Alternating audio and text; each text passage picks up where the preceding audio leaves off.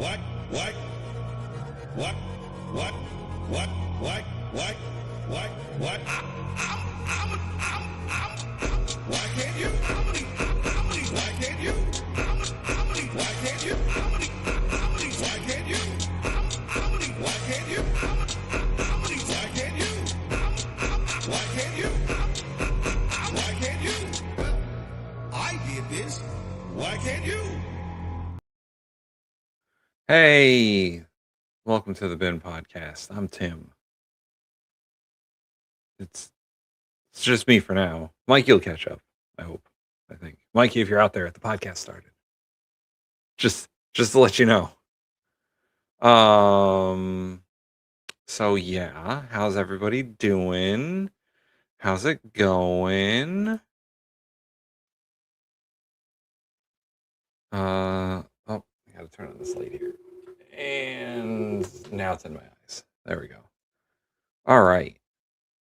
Let's kick this thing off, right? First, we got to say hi to the peoples, and then we got to say hi to the merch. So let's say hi to the peoples first. I'm gonna try and get this done. Let's go all the way to the top here. Billy, first in the chat today. Where is it? Fettuccine, linguine, martini, bikini. Person impersonator. Fuck the hell off.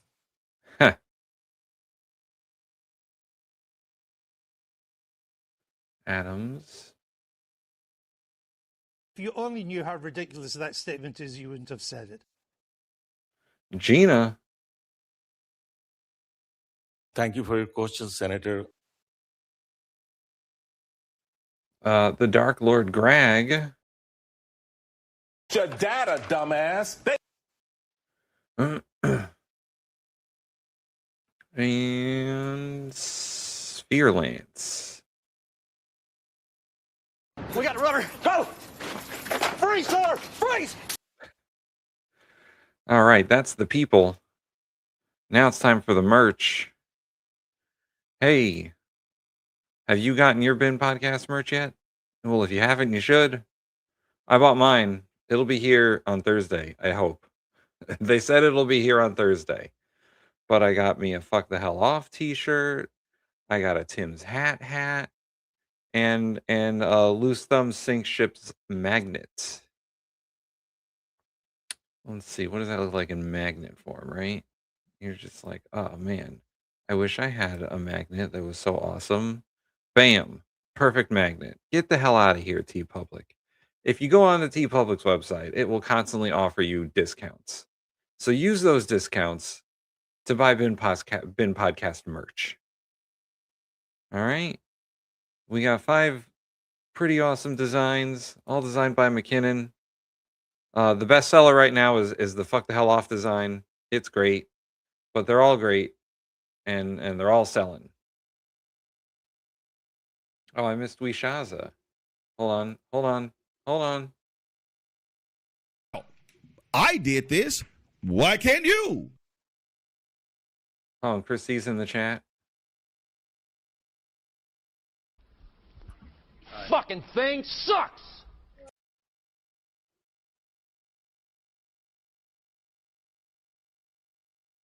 Oh, Wishaza got their Tim's hat. How's the Tim's hat? Is it great? I hope it's great. I got one too. Awesome. So, it's not currently on sale right now, but like I said, they'll give you discounts. They'll make you spin the wheel or whatever, and you can use those discounts to buy Ben Podcast merch. So, on to the show itself. It's getting real weird out there in MAGA world. If you found out someone you were considering for a job on your team or in your house or coaching your kids or walking your dog or driving a school bus, if you found out that candidate got so drunk that people had to use a battering ram normally used by SWAT. Oh wait, before we do, if you don't want to buy our merch, like and subscribe. If you ain't got the cash, it's free to like and subscribe. Also, patreon.com/thebinpodcast. You go there and support us on there if you don't want to give YouTube money. Also, become a member. You get cool member perks. There, I did it. Teams to get into his room and wake him up. Would you still hire that person for any job? Babysitter, dog walker, assistant? I will look at it right now. Well, how about the head of our nation's top law enforcement agency? There's extraordinary, alarming, brand new reporting on how many people inside the FBI allegedly fear that the current FBI director, Kash Patel's erratic behavior is now a threat to public safety, with allegations that have led Kash Patel to fire back against them with a defamation lawsuit against The Atlantic. Citing more than 12 sources, The Atlantic is today reporting on a series of alarming alleged episodes during Kash Patel's tenure at the FBI that have led officials to fear that the FBI is not ready to handle the many national security threats the country's facing, especially at a time when the Trump administration has launched a... I mean, the party that Kash had in the fucking locker room at the Olympics should have been a signal that this kind of shit was going on. War with a regime that is a state sponsor of terrorism around the world. Here's just one of the alarming episodes reported. Quote, on Friday, April 10th, as FBI Director Kash Patel was preparing to leave work for the weekend, he struggled to log onto an internal computer system. He quickly became convinced he'd been locked out, and he panicked, frantically calling aides and allies to announce that he'd been fired by the White House.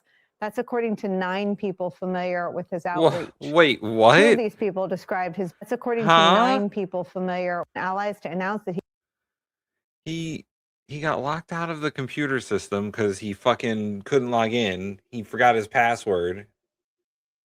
And then he thought he was fired by the White House? Dude. How paranoid do you gotta be? To be like, ah, shit, they fired me. Nobody told me. I mean, that happens. Trump's done that before. He fired his first Secretary of State in his first administration through a tweet.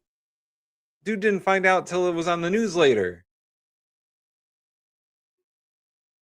Damn. he'd been fired That's rough. by the White House. That's according to 9 people familiar with his outreach. 2 of these people described his behavior as a, quote, freak out. News of his emotional outburst ricocheted through the Bureau. The White House fielded calls from the Bureau and from members of Congress asking who was now in charge of the FBI, end quote.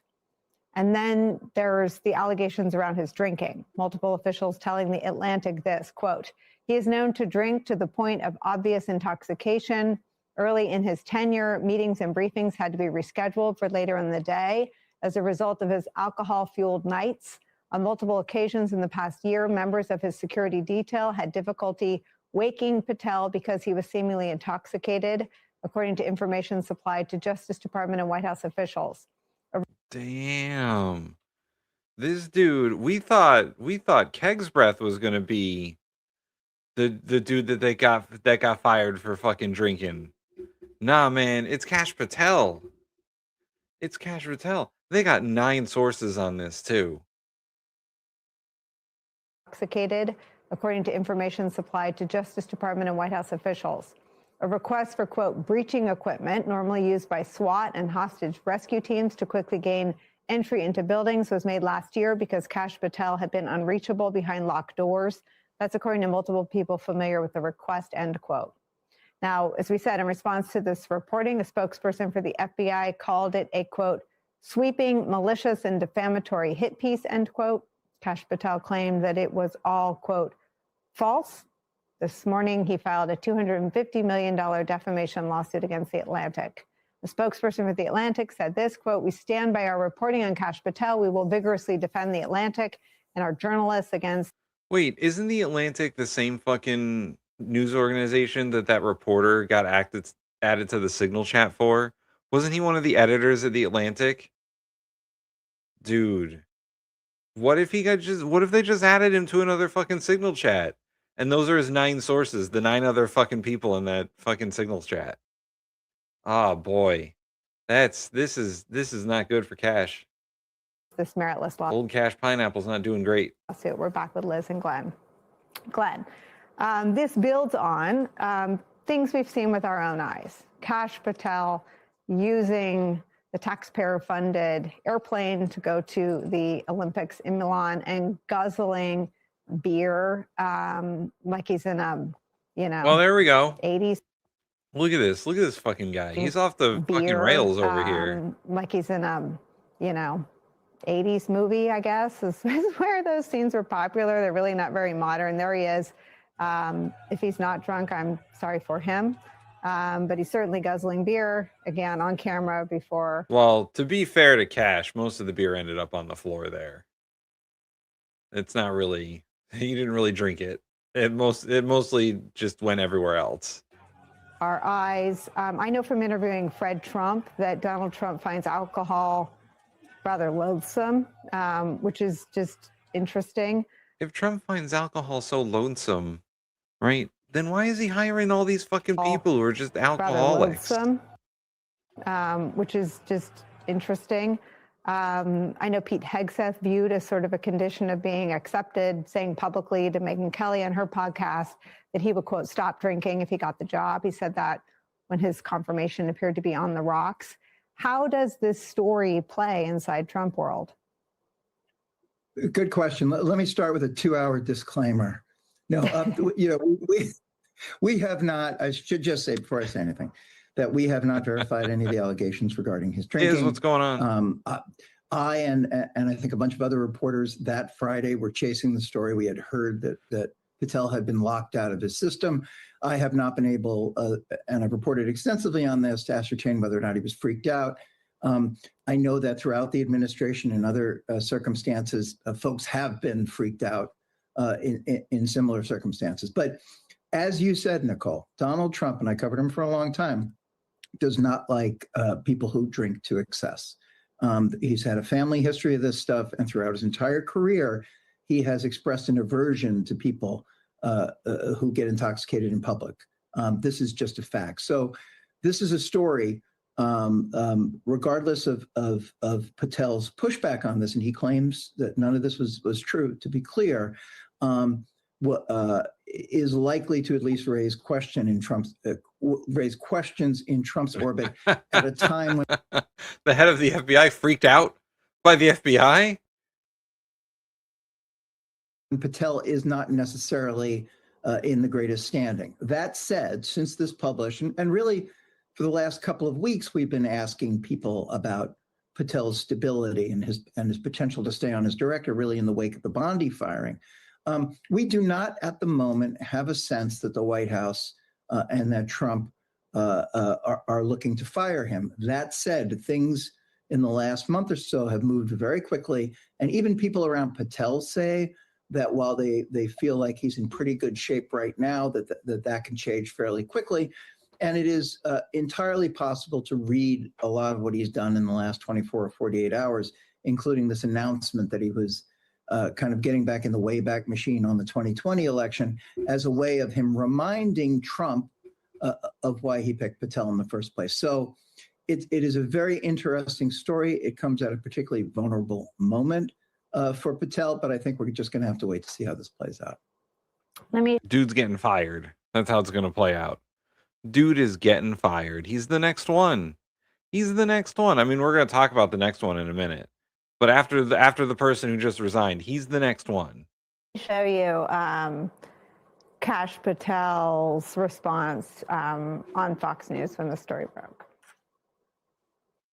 Let me ask you about the mission, because every time I see President Trump, he says the election was rigged in 2020. I mean, he says it all the time. We all know that. And it's almost getting lost because he says it so much. You've been at the FBI now 14 months. Have you done anything about that? And do you have anything to tell us about that?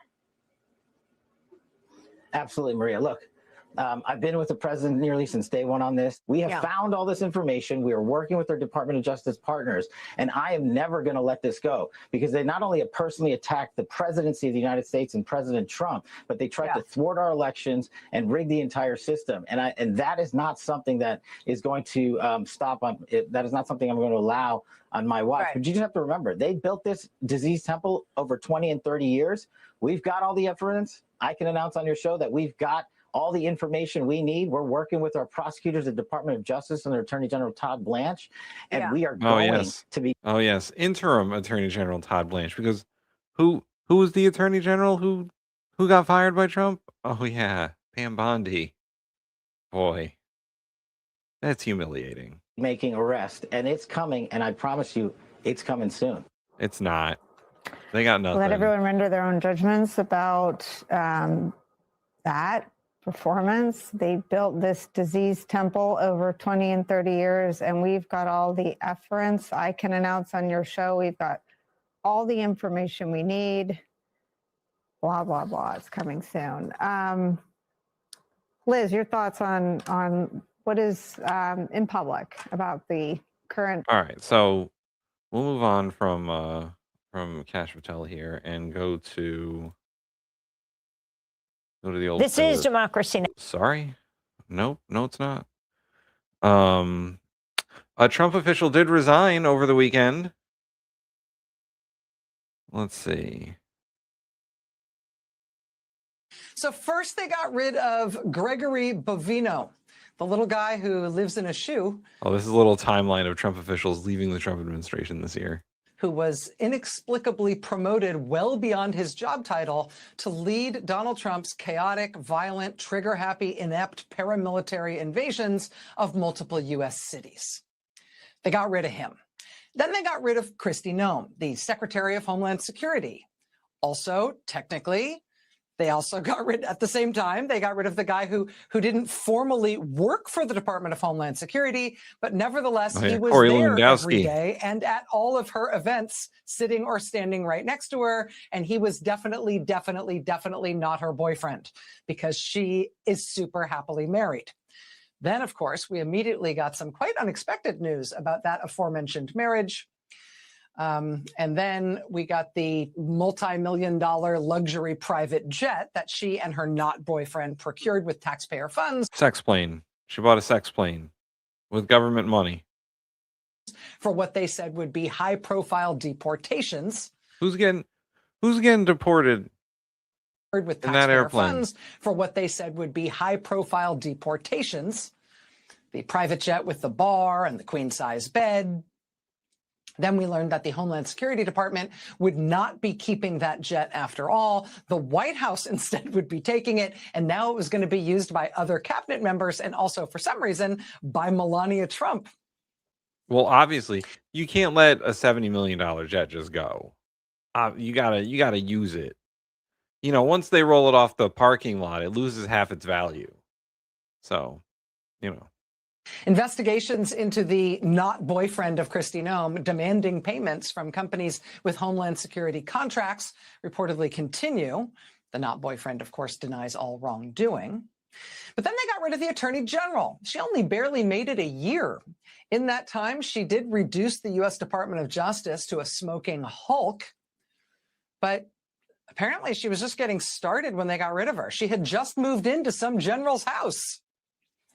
Because the true mark of making it in the upper echelons of this administration is that you're allowed to essentially loot from the U.S. military. You're allowed to just take over military housing for yourself because, hey, some of it's quite nice. But right after she got moved into some general's house, Attorney General Pam Bondi was out.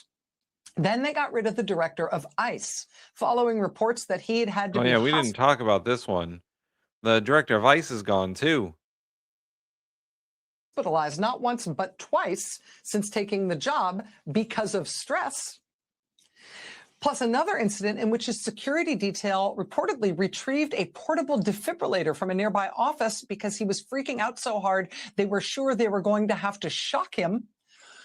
Last week, the head of ICE, Todd Lyons, found himself unable to answer basic questions from Democratic Congresswoman Lauren Underwood of Illinois as she... Hey, that's Mikey's congresswoman. Mikey, where the fuck are you, man? We're talking about your people.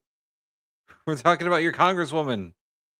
Pressed him on why so many people have been dying in ICE custody. He could not answer her basic questions about those deaths, even basic questions about why those deaths weren't being That should have been on Unboxed. I'm going to put that on Unboxed next week.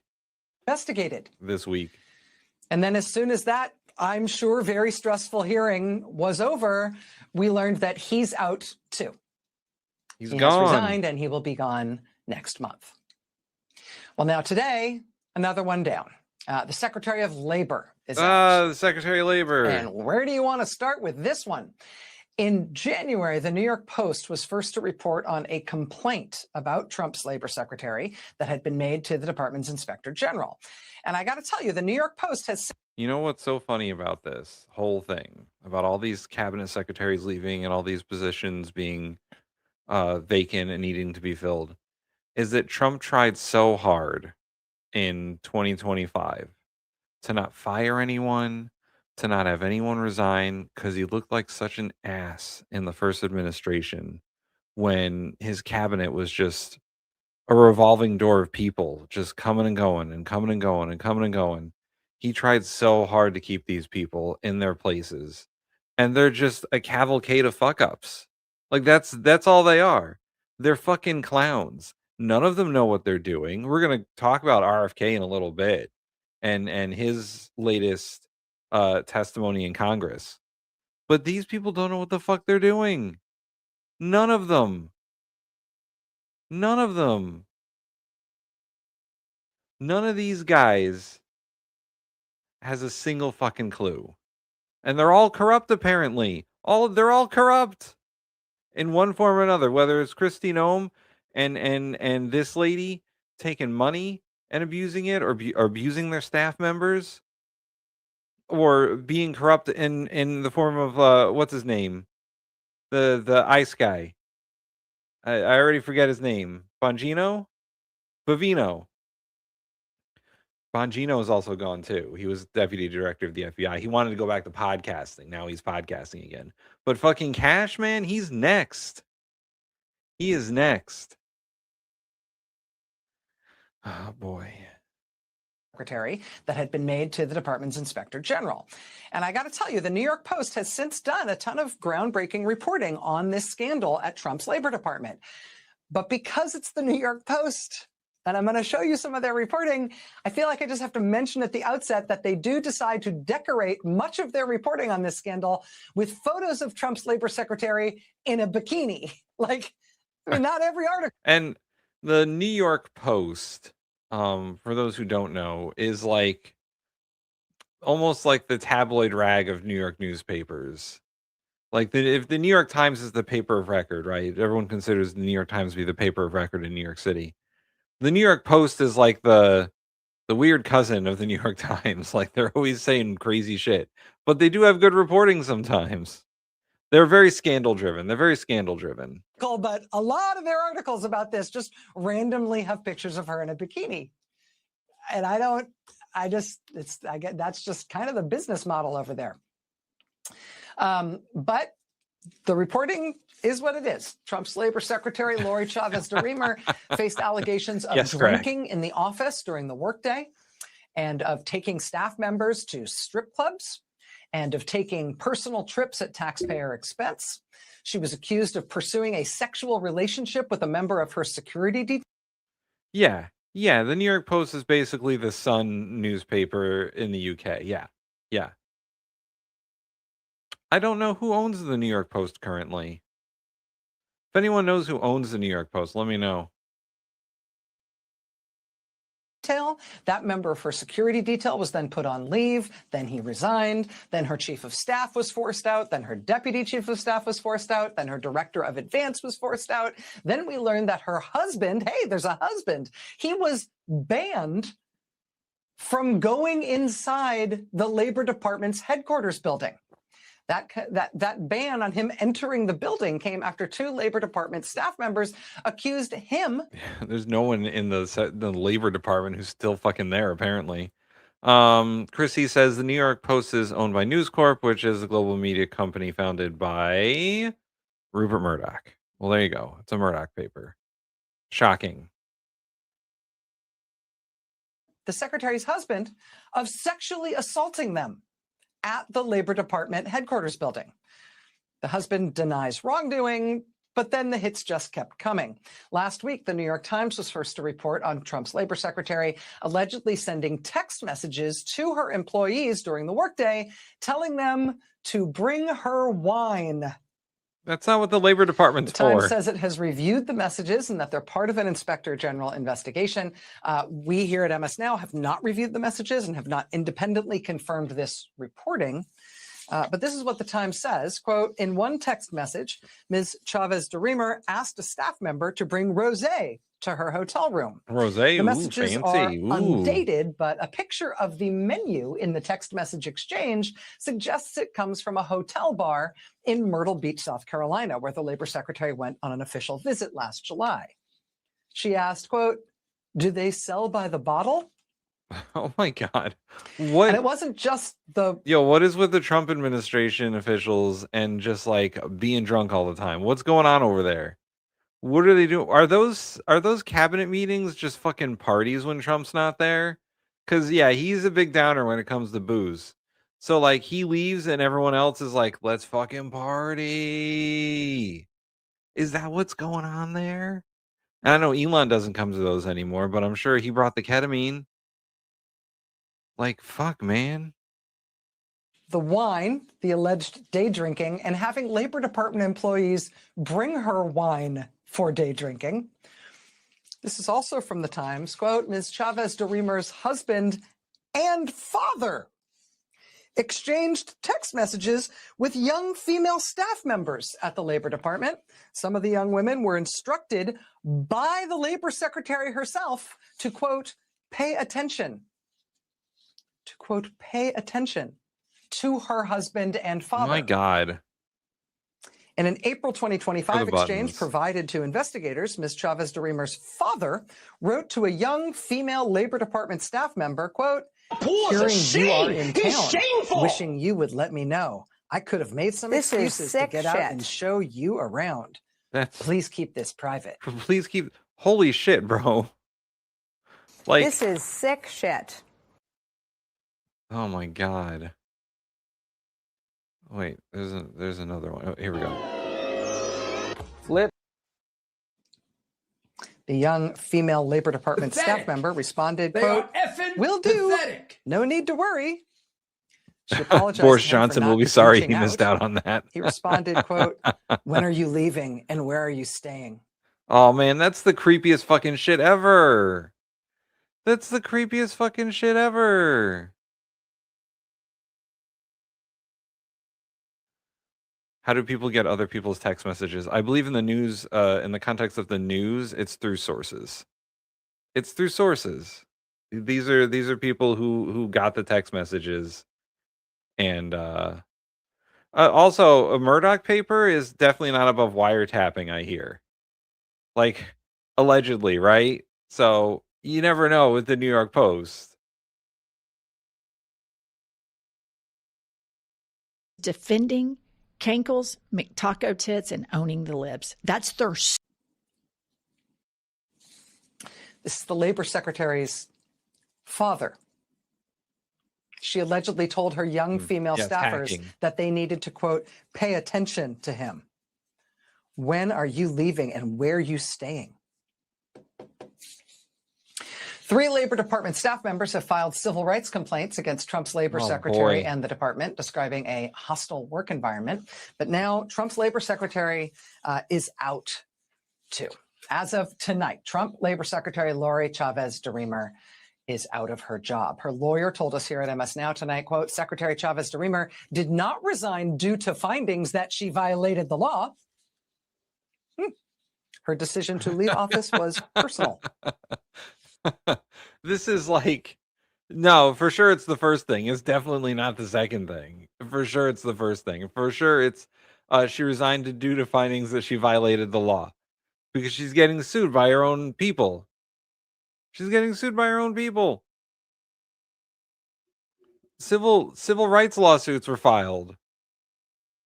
Oh boy. Yeah, who'll deliver wine to her now?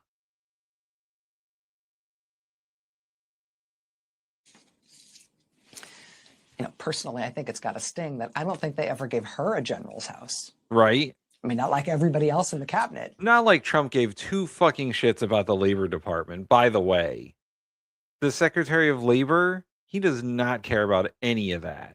Except for maybe like Department of Labor statistics that he'd want to fucking gerrymander. But that's it. He doesn't actually care about workers. Just so you guys know, MAGA. I don't think she ever got one. Not even like an admiral's house. But now she's out as well. That said, the FBI director still has his job. The deputy director of the FBI, the podcaster guy, they got rid of him, but the other podcaster guy is still there in the the podcaster duo in charge of the FBI. One of them's gone. One of them's going. Ooh, boy. Director's job after learning about Director Kash Patel assigning the FBI SWAT team to be personal bodyguards for his girlfriend. After Director Kash Patel flew the FBI private jet to the Olympics so the taxpayers could pay for him to go to Italy and chug beer in the hockey team's locker room. FBI Director Kash Patel has now filed a lawsuit and a demand for $250 million against The Atlantic magazine, following The Atlantic reporting this weekend on what reporter Sarah Fitzpatrick described as his, quote, conspicuous inebriation. Quote, several officials told me that Patel's drinking has been a recurring source of concern across the government. They said he is known to drink to the point of obvious intoxication, in many cases at the private club Ned's in Washington, D.C., while in the presence of White House and other administration staff. Patel is also known to drink to excess at the Poodle Room in The Poodle Room? What the fuck is the Poodle Room? Oh, no. Las Vegas, where he frequently spends parts of his weekends. Oh my god, this dude is flying out to Vegas every weekend to get fucking drunk in the Poodle Room? Cash, what's going on? Early in his tenure, meetings and briefings had to be rescheduled for later in the day as a result of his alcohol-fueled nights, said 6 current and former officials and others familiar with Patel's. 6 current and former FBI officials and 3 other people who are familiar with his schedule, because we heard it was 9 sources earlier. So 6 of them are FBI officials, and 3 of them are his friends, right? And his friends do not care about talking to the media, I guess.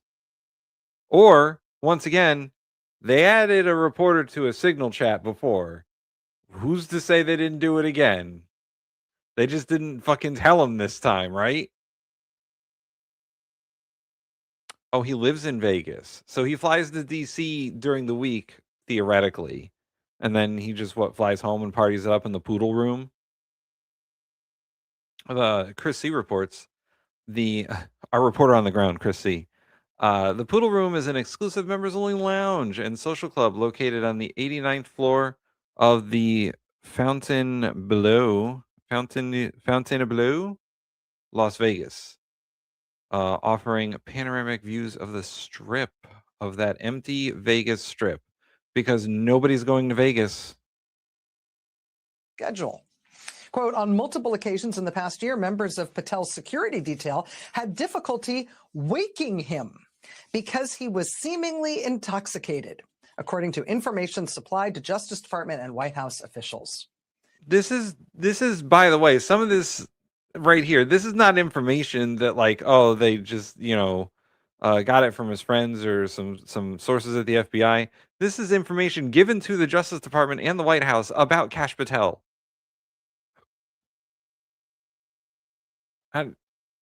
He's going, man. He's going. He ain't got much time left before he gets fired or is forced to resign. A request for go back to podcasting, Cash. equipment normally used by SWAT and hostage rescue teams to quickly gain entry into buildings was made last year because Director Kash Patel had been unreachable behind locked doors, according to multiple people familiar with the request. Some of Patel's colleagues at the FBI worry his personal behavior has become a threat to public safety. FBI officials and others in the administration have privately. Adam says, I want to polymarket bet now that when he goes to Vegas, he calls himself Cash Money. Oh, man.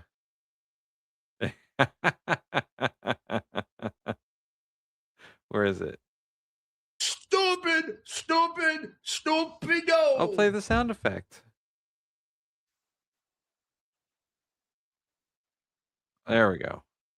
Questioned whether alcohol played a role, for example, in the multiple instances in which Patel has shared inaccurate information with the public about active law enforcement investigations, including following the murder of Charlie Kirk.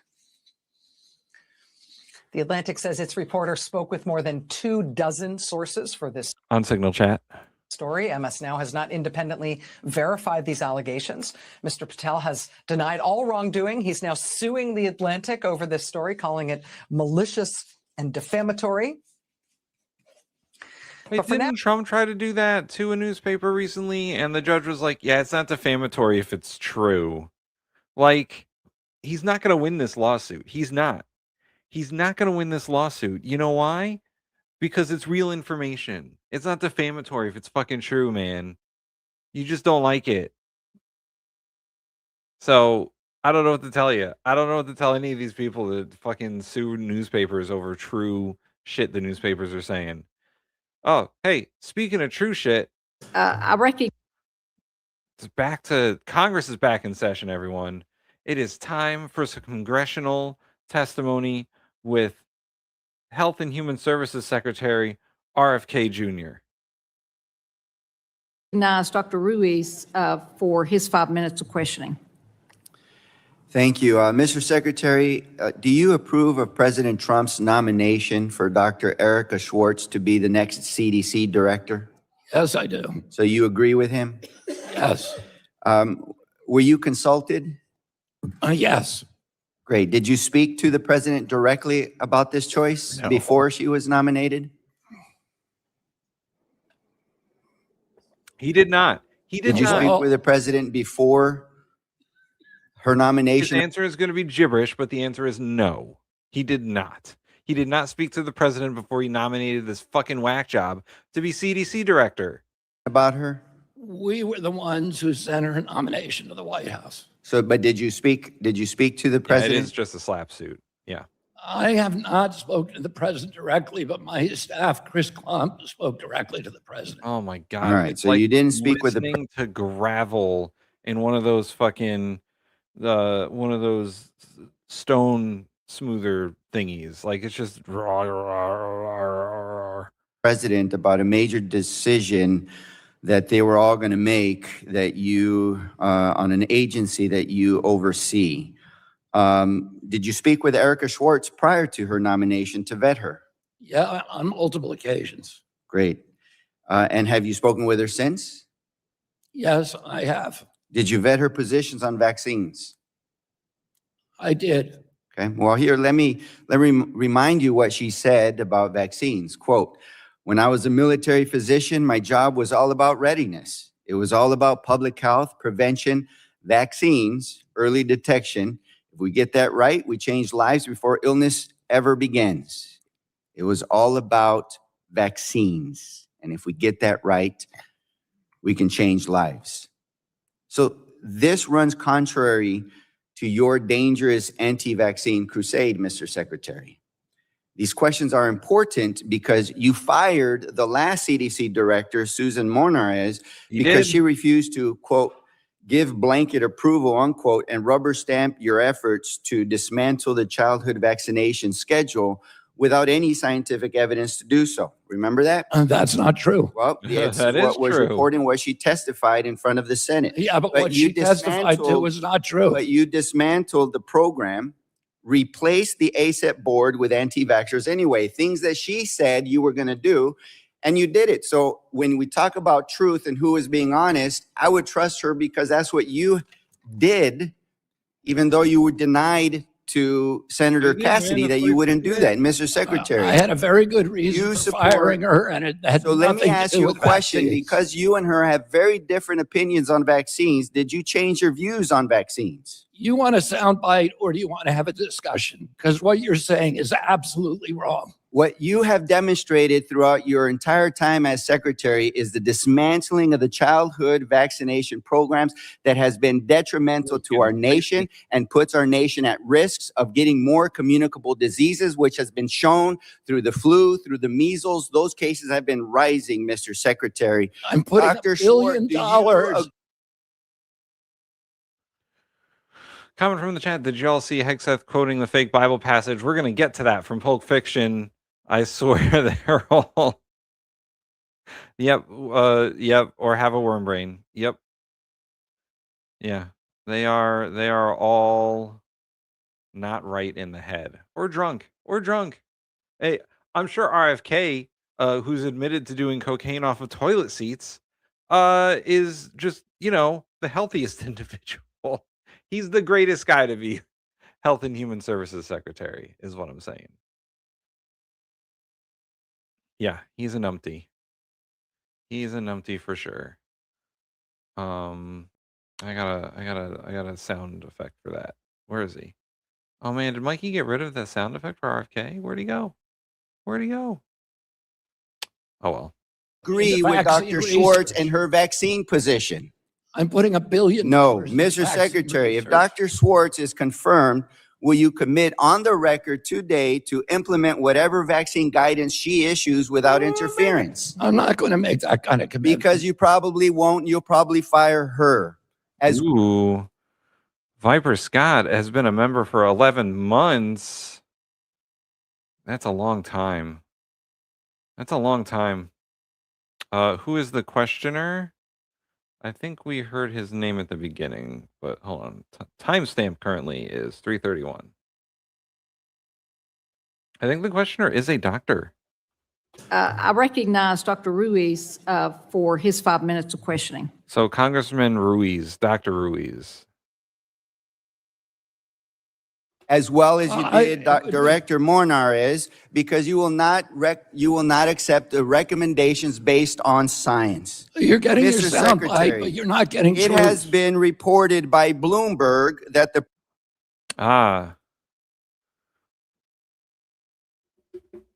Viper Scott, funds for the Civic Show. Got the merch. My merch is coming soon. I'll have it for the Thursday show, I think. It'll be here either tomorrow or Thursday. Hopefully it'll be here tomorrow because I want to be able to fucking wear it. But yeah, we'll do some constitutional amendments. We'll take a break from the news for a bit after we get through a few RFK clips. President and the White House have sidelined you. They've benched you because you are making the president look bad. Are you aware of that? That's not true. How does that make you feel, Mr. Secretary? You must be. Which part? Bloomberg that the president and the White House have sidelined you. They've benched you because you are making the president look bad. Are you aware of that? That's not true. You are making the president look bad. Are you aware of that? Ooh, hold on. I got to get that as a sound clip. Hopefully this fucking works. Bloomberg that the president and the White House have sidelined you. They've benched you because you are making the president look bad. Are you aware of that? That's not true. How does that make you feel, Mr. Secretary? You must be aware of that. And it must be nerve-wracking. You just want the sound bite. Here we go. Some reporter in the field again. Chris C. RFK Jr. pled guilty to a single felony charge of possession of heroin in 1984 and received 2 years probation in community service. He's been using heroin since he was 15. Secretary of Health and Human Services. Especially after A.G. Bondi, especially after A.G. Bondi and Secretaries Noam and Chavez de Rimmer got fired for making the president look bad. You see, I think the reporting is correct, Mr. Secretary. You're just making You're stuff making up. the president look bad, especially before the midterms elections. You talked publicly about snorting cocaine off a toilet bowl seat. Your words, not mine. You said that if you were president, you would, quote unquote, reparent black children. Again, in other words, taking them away from their parents. Your words, not mine. Furthermore, the American people think your anti-vaccination crusade is too extreme. A KFF polling shows that 55% of the Americans disapprove, with 37% strongly disapprove of your work, Mr. Let's take a look at the sign here. Great printing jobs they do down there in DC. So let's see. RFK Jr. is losing. His vaccine policy is failing Americans. New CDC pick is not an anti-vaxxer. Eradicated diseases are returning in America. Isn't that fun? They're losing in courts. The CDC trust has collapsed from 59% to 47%. 29% have zero confidence in federal childhood vaccine recommendations. When asked if the measles vaccine could have saved an unvaccinated child who died during the Texas outbreak, RFK answered, Mr. Secretary, 56% have little to no confidence. The majority he'll read it for have us, little I to can't no see the bottom of confidence that. in your work with vaccines. It's a good sign. It's a good sign. She just needs to hold it a little bit higher so we can all see. And you keep losing. So many congressional staffers have to have a fucking degree in sign holding.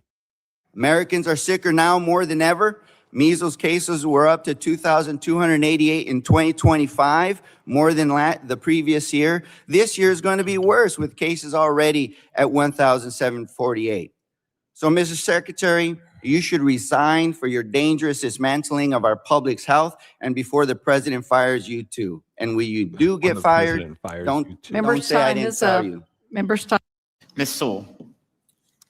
Oh yeah, I got a couple of these, and they get worse for RFK. By the way, that was not the worst one. Secretary, you've made a number of outlandish and frankly disturbing comments both before and during your tenure as Secretary of Health and Human Services. Patel could be looking for a job. Can he hold signs? He could be one of those sign flippy guys in front of like the tax places or whatever, right? I mean, you're gonna have to do something when you get fired. I want to draw your attention to one of those times. In a 2024 podcast interview, you suggested that Black children on ADHD medication This is not going to be good for RFK at all. should be reparented. You said, "Oh, another every terrific Black kid is sign. now just standard." The sign says every Black kid who is now just standard put on Adderall, SSRIs, benzos, which are known to induce violence, and those kids are going to have a chance to go somewhere and get reparented. Ouch, RFK, you shouldn't have said that shit.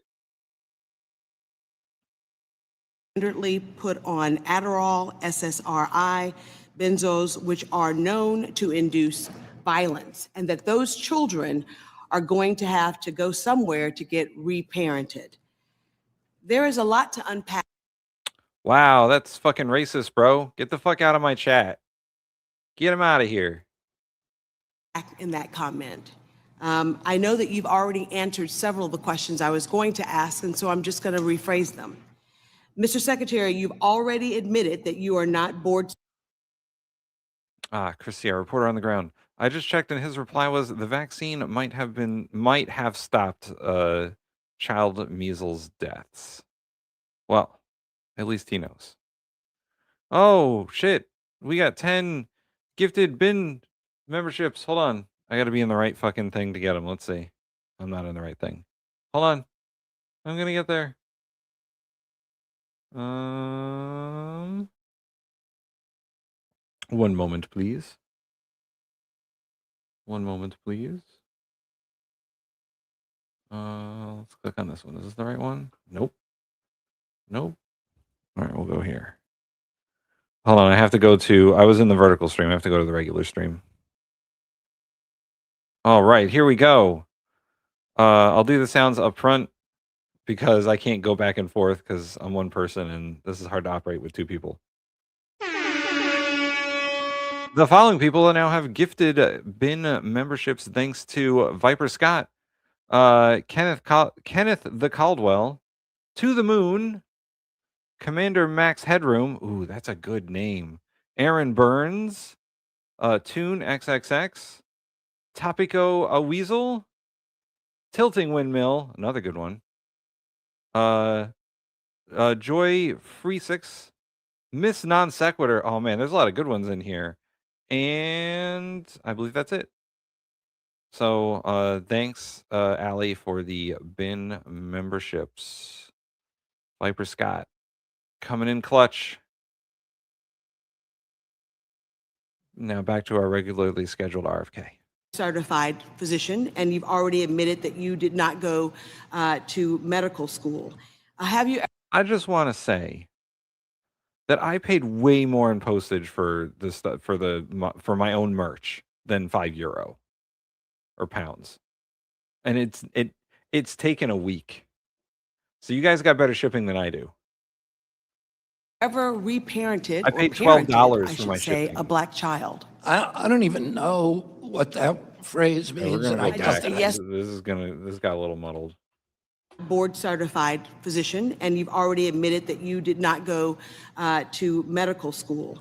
Have you ever reparented or parented, I should say, a black child? I don't even know what that phrase means, and I doubt just that a yes I or said no it. answer. I doubt that I Please said say that it. phrase. You No, I'm absolutely not going to answer something that I didn't say. You absolutely. You said it. Oh man. Okay. What?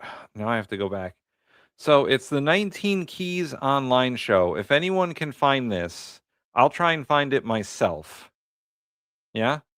19 Keys online podcast with RFK Jr. in it. If we can find him saying this quote, it would be hilarious. I will leave it to the bin network. I doubt that I said that phrase. No, absolutely I'm not going to answer something that I didn't say. You absolutely said it. Oh, I'd like to hear the recording. So to be Because clear, it doesn't make sir, any I'm sense. I'm I gonna don't even know reclaim what it my time. means. I don't either. That's why I'm asking. And by the way, so to be of clear, you're not a 26 doctor, you have no medical degree, and you have no formal medical training. As And have- you have never as have- parented as a black have child. And yet you 24 are of the suggesting 26 that HHS government- secretaries Mr. have not Secretary, had medical This is my degrees. time. And I say to the chairman, I want to reclaim my time. So you are not a doctor, have no formal medical training, and you've never parented a black child, and yet you are suggesting that the federal government should take black children away from their families and reparent them and send them off to some wellness farm instead of providing them with evidence-based. You're just medical making care. stuff up. I am absolutely not making this up. Mr. Secretary, in your opinion, what factors should the federal government consider when reparenting a black child who has been on ADHD or ADD? I don't even know what you're rhetorical, sir. talking about, Congressman. Chrissy found it. I don't know what you're Attention talking Chrissy found it. Hold on, let me go into the fucking chat. See, this is what makes our chat so great.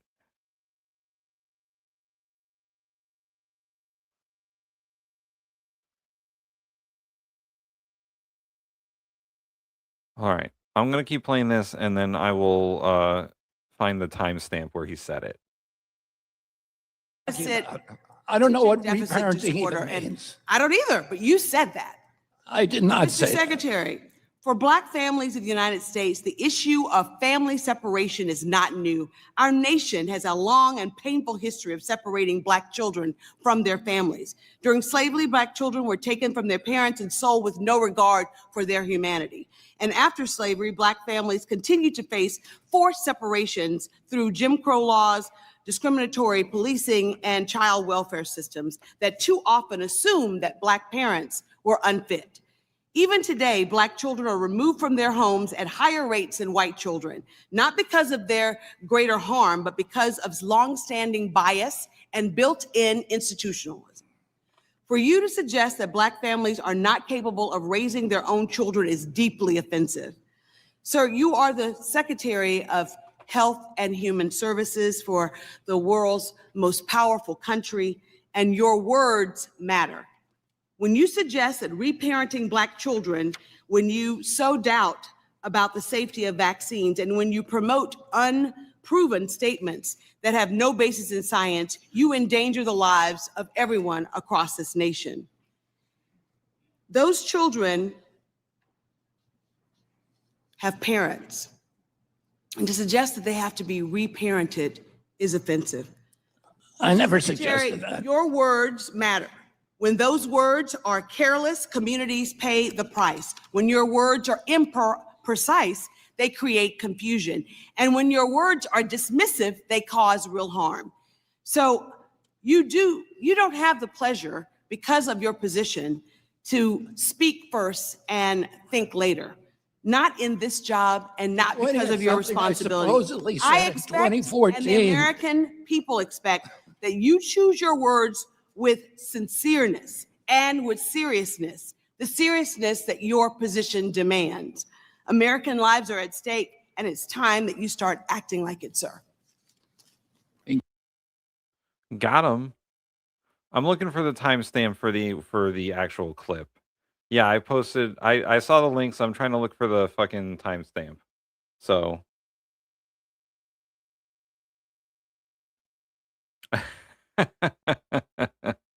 You know better than to try to hold RFK Jr. accountable for the things his brainworm said.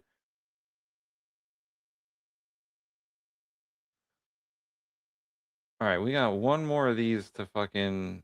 This is also... Once again, it gets worse for RFK here. These congressional testimonies are never good for him, and it gets worse. Recognize a gentlelady from Pennsylvania, Ms. Lee. Thank you, Mr. Chairman. So this is Black Maternal Health Week, so I'll just start there. Secretary Kennedy, I'm sure you're aware that Black women are at least 3 times more likely to die from pregnancy-related causes than white women. The vast majority of those deaths are preventable. Black women in my district are more likely to die during pregnancy than their peers in 97% of U.S. cities. Your written testimony mentions maternal and child health 4 times, but from what I've seen, the NIH canceled grants researching... Hold on. Okay, since we got the timestamp, here it is. And thanks to the bin chat for doing all this work. Usually Mikey and I can tag team this, but he ain't here today.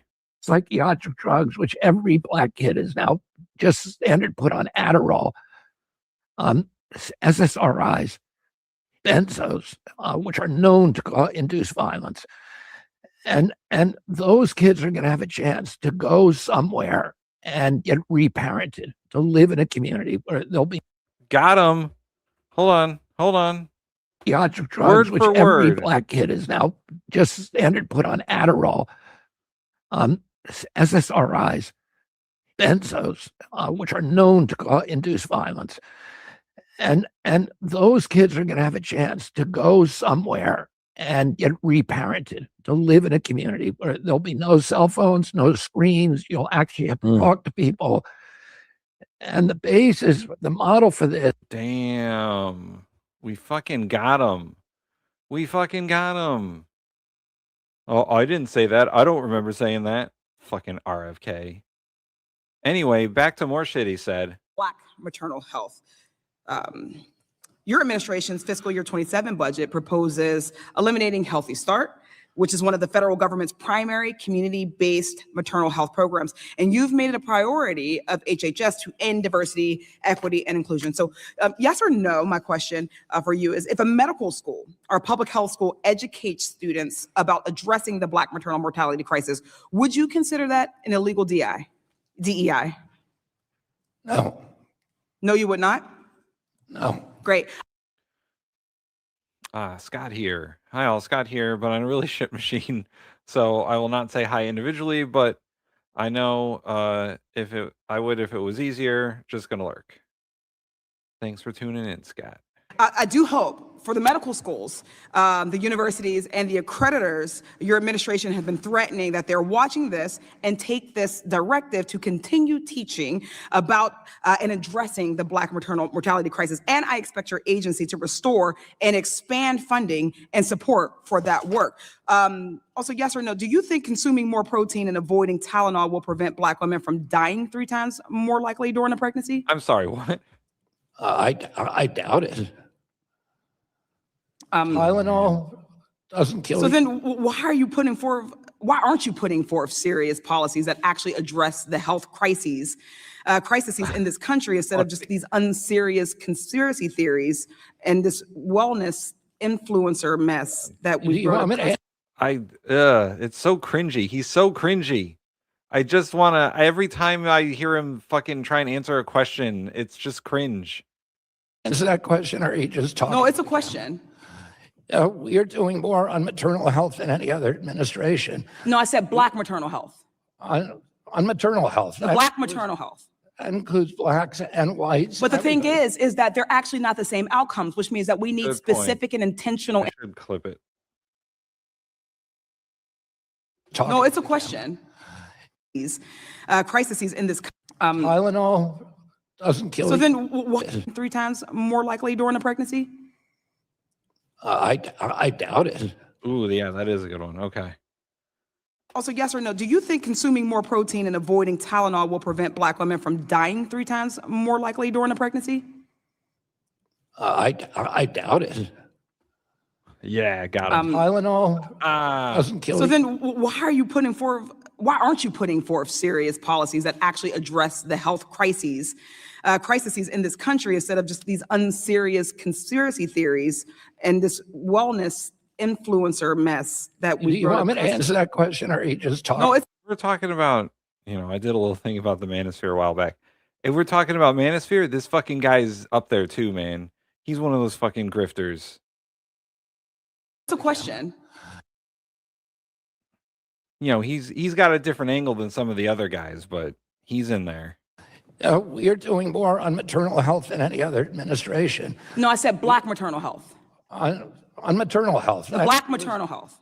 That includes blacks and whites. But the thing is that they're actually not the same outcomes, which means that we need specific and intentional interventions for Black maternal health and Black infant. Can I finish? I'm saying. Are you going to answer that?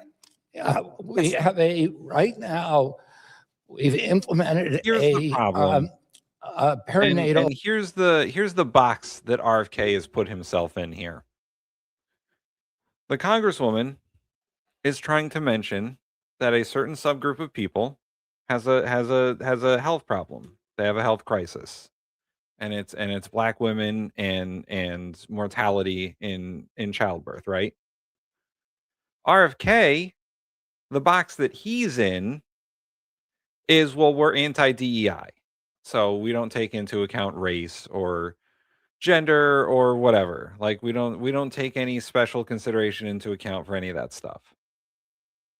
What the Congresswoman is going to point out to him, and what she's already pointed out to him, is that, well, there are different outcomes for different groups of people, and we need to fix those outcomes, right? We need to, if you want to do a targeted policy to help those people out, you're going to need to recognize that different groups of people have different health outcomes, and that he is going to continue to say, well, we're anti-DEI, so we got to treat everyone.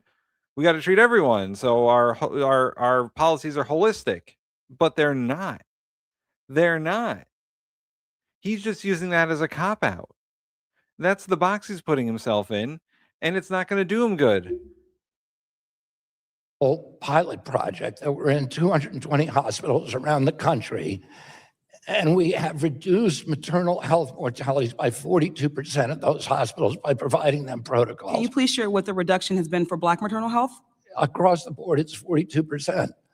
But Black maternal health still has worse outcomes than other people. I wouldn't know. It helps everybody. But it isn't. Object to that? Okay, thank you. It is not. I do want to just, for the record, state that it does not help everyone. Your agency told programs to remove a list of nearly 200 words and phrases from their funding applications, including the word Black.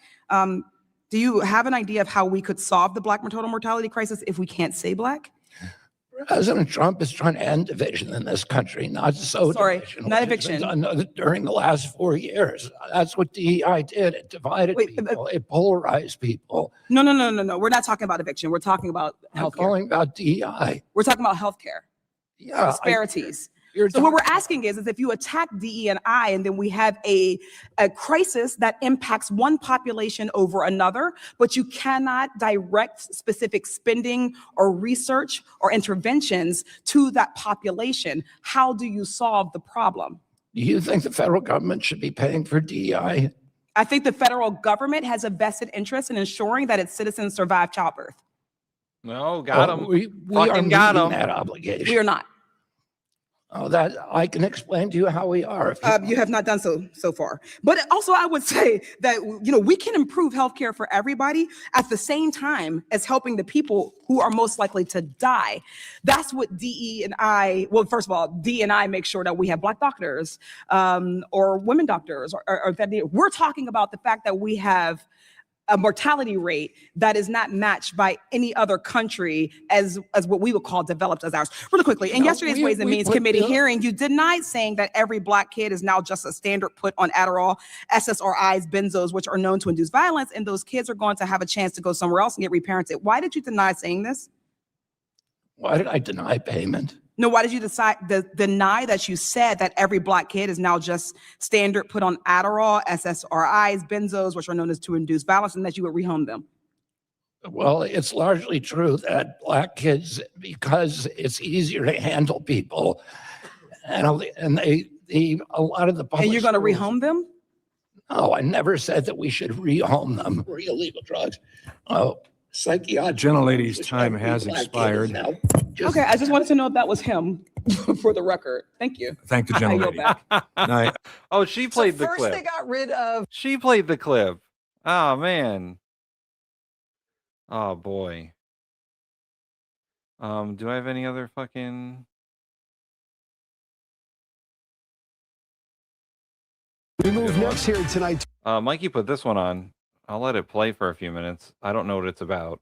And then we'll get to we'll learn about the Constitution a little bit. And I also have that website that I was told about, the Leaving MAGA website. We're going to go through that too. To our cover story, and our I-Team tracking the downfall of the parental rights group Moms for Liberty. Tonight, Moms for Liberty. Oh, boy. Chris C. There are figures that he refused to provide. Black women have the highest maternal mortality rate at 69.9 deaths per 100,000 live births. That's per capita, compared to white women that have 26.6 per capita. Yes. And that is the whole reason the Congresswoman brought up this policy, this insane policy they have of just lumping everyone into the same group. It doesn't work that way. It shouldn't work that way. And it never has worked that way. You cannot just be like all moms. The different kinds of people have different health outcomes. And it's societal. And it's systemic. And it's institutionalized. So you cannot just blanket all men or all women or, whatever. You can't do that. Especially when it comes to policy. Because you'll have policy that doesn't work for everyone. And they don't understand that. It's not about being woke or whatever. The whole DEI thing, they claim everything is DEI if it involves minorities, but it's just different policies for different groups of people. That's how it works. That's how policy works. That's how you get stuff done. And yes, 100%. It's racist, pure and simple. It's racist. Everything that was brought up to RFK, and he's denying it based on race because he's doing the whole colorblind thing. Oh, well, races don't exist to me. I don't see color. That's not how it works, bro. And it is a shocking disparity. And it's something that the Secretary of Health and Human Services should fix.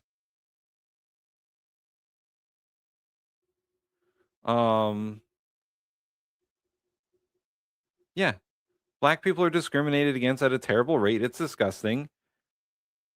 And that kind of shit happens. Because RFK has just racism, the whole thing. He just did.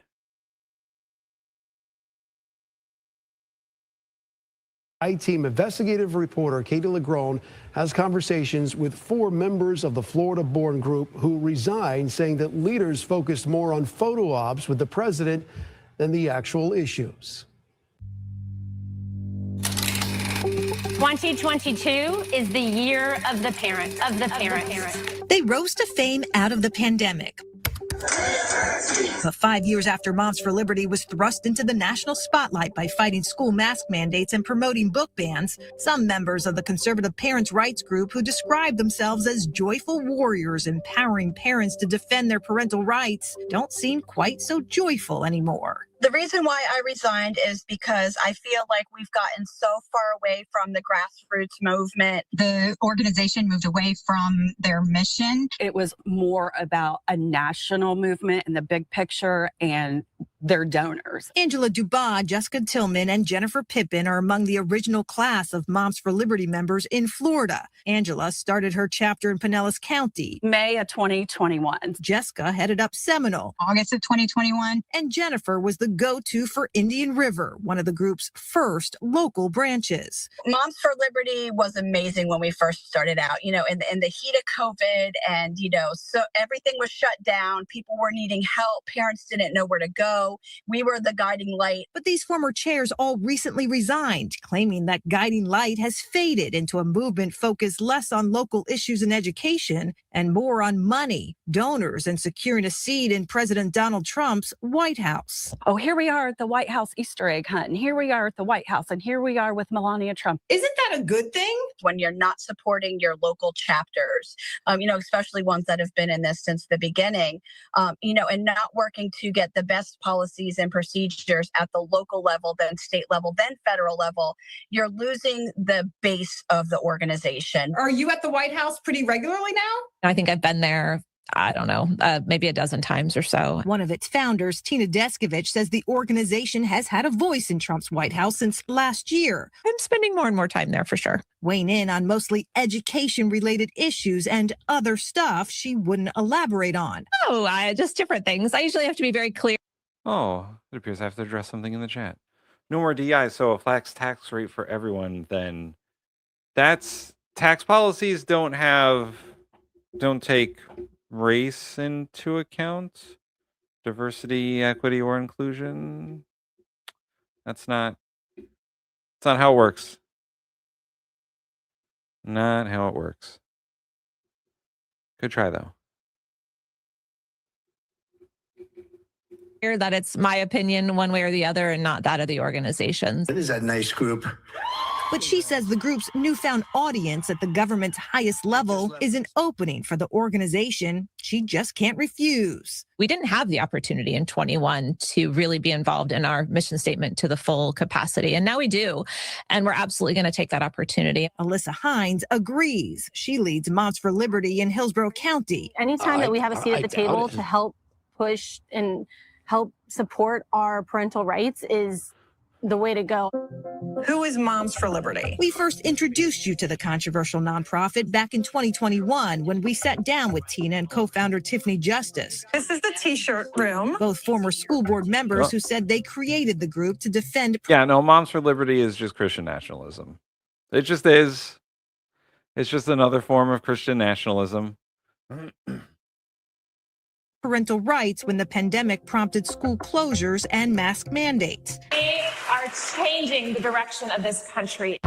But since its inception, the group, which fights so-called woke policies in education and helped push what some call Florida's Don't Say Gay law, has fueled its share of critics, labels as extremists, and public ridicule after one of its founders, Bridget Ziegler, a Sarasota school board member, admitted to a three-way sexual encounter with her husband and another woman. But what hasn't been so public until now is the group's rash of recent exits among its top brass, including co-founder Tiffany Justice, and what these former members describe as growing hostility within the group's own ranks. I lived, breathed, and slept. See, here's the problem with these fucking MAGA groups, right? They eat each other. They are constantly eating each other. They are constantly they have leadership that becomes full of strife and division, and they just dissolve. That's what's going on here. is they probably got way too big too fast, and their leadership just devolved into infighting because that's what they do. They're just looking to someone to be angry at. Moms for Liberty. Also, yes. Why? After nearly 5 years leading the branch in Seminole County and recently the group's Florida legislature. And yeah, this is also true. If there's no diversity in city planning, it means no safe care for the disabled. Anyone or there's wage disparity. I mean, we covered this in I teach sociology, and we just covered this topic actually in class. And sociology is not political science. It's not about politics. It's about society at large, right? It's about the institutions that create society and all that stuff. But there is always a political bend to these sociology topics, these social problems. And one of those social problems is gender discrimination, and another one is race discrimination. And the government as an institution has a mandate to address those problems, just like the Congresswoman said. If there is a different health outcome for minority groups and a subset of people, then the government needs to address that group of people. It's their job. And Robert F. Kennedy Jr., as Health and Human Services Secretary, it is his job to identify groups of people who need help and do something about it. And he's elected not to. He's decided he does not want to. And the Trump administration has decided that anything that involves minorities in any way, whether that's racial minorities, ethnic minorities, the LGBTQ plus community, anyone who is not white or a guy, just lump them all in together and do not deal with the problems. And anything that addresses minority populations in any way is just DEI. It's ridiculous. And it shows that it's hurting the country anytime you bring it up. Like with the Congresswoman. I mean, I could go back to the video, but she's 100% right.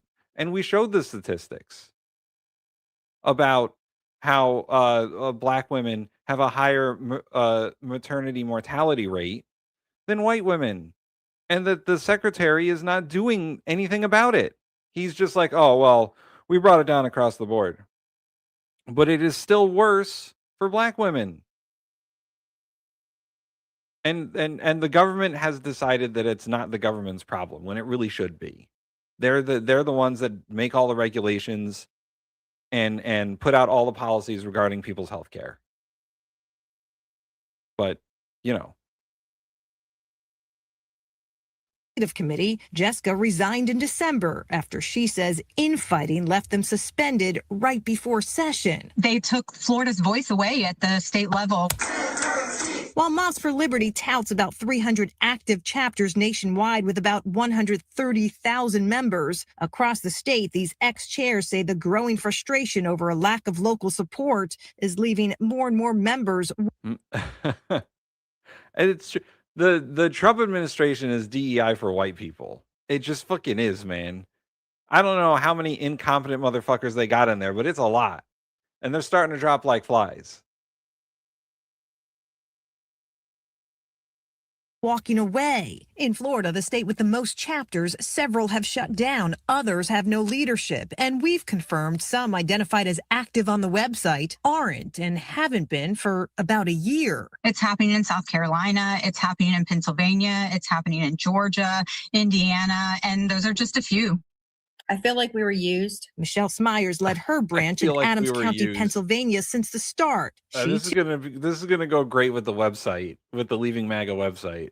She recently called it quits over the group's DC focus and growing questions about its money. I mean, there's a lot of money being raised, but for what? I don't know. Since it began, the organization's reported revenues have shot up from just over $370,000 in 2021 to nearly $6 million in 2024, according to tax filings. Deskovich says the money comes from large and small contributors. We do online fundraising, so like the Heritage small Foundation. donations, grassroots organizations, a couple larger funders. As for its membership, Deskovich chalks up the exits to typical turnover for volunteer nonprofit. This is hard work and it's volunteer work. And so there is turnover all the time. We actually Now, I will admit that political groups, politically minded nonprofits and like political action committees and all that, they do have a big amount of turnover, right?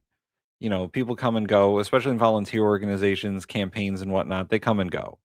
However, the stories aren't usually, well, this person's fighting with this person and these people don't agree, so they're fucking leaving, and these people were thrown out for various reasons. Like, it's usually a lot more civil and a lot less argumentative.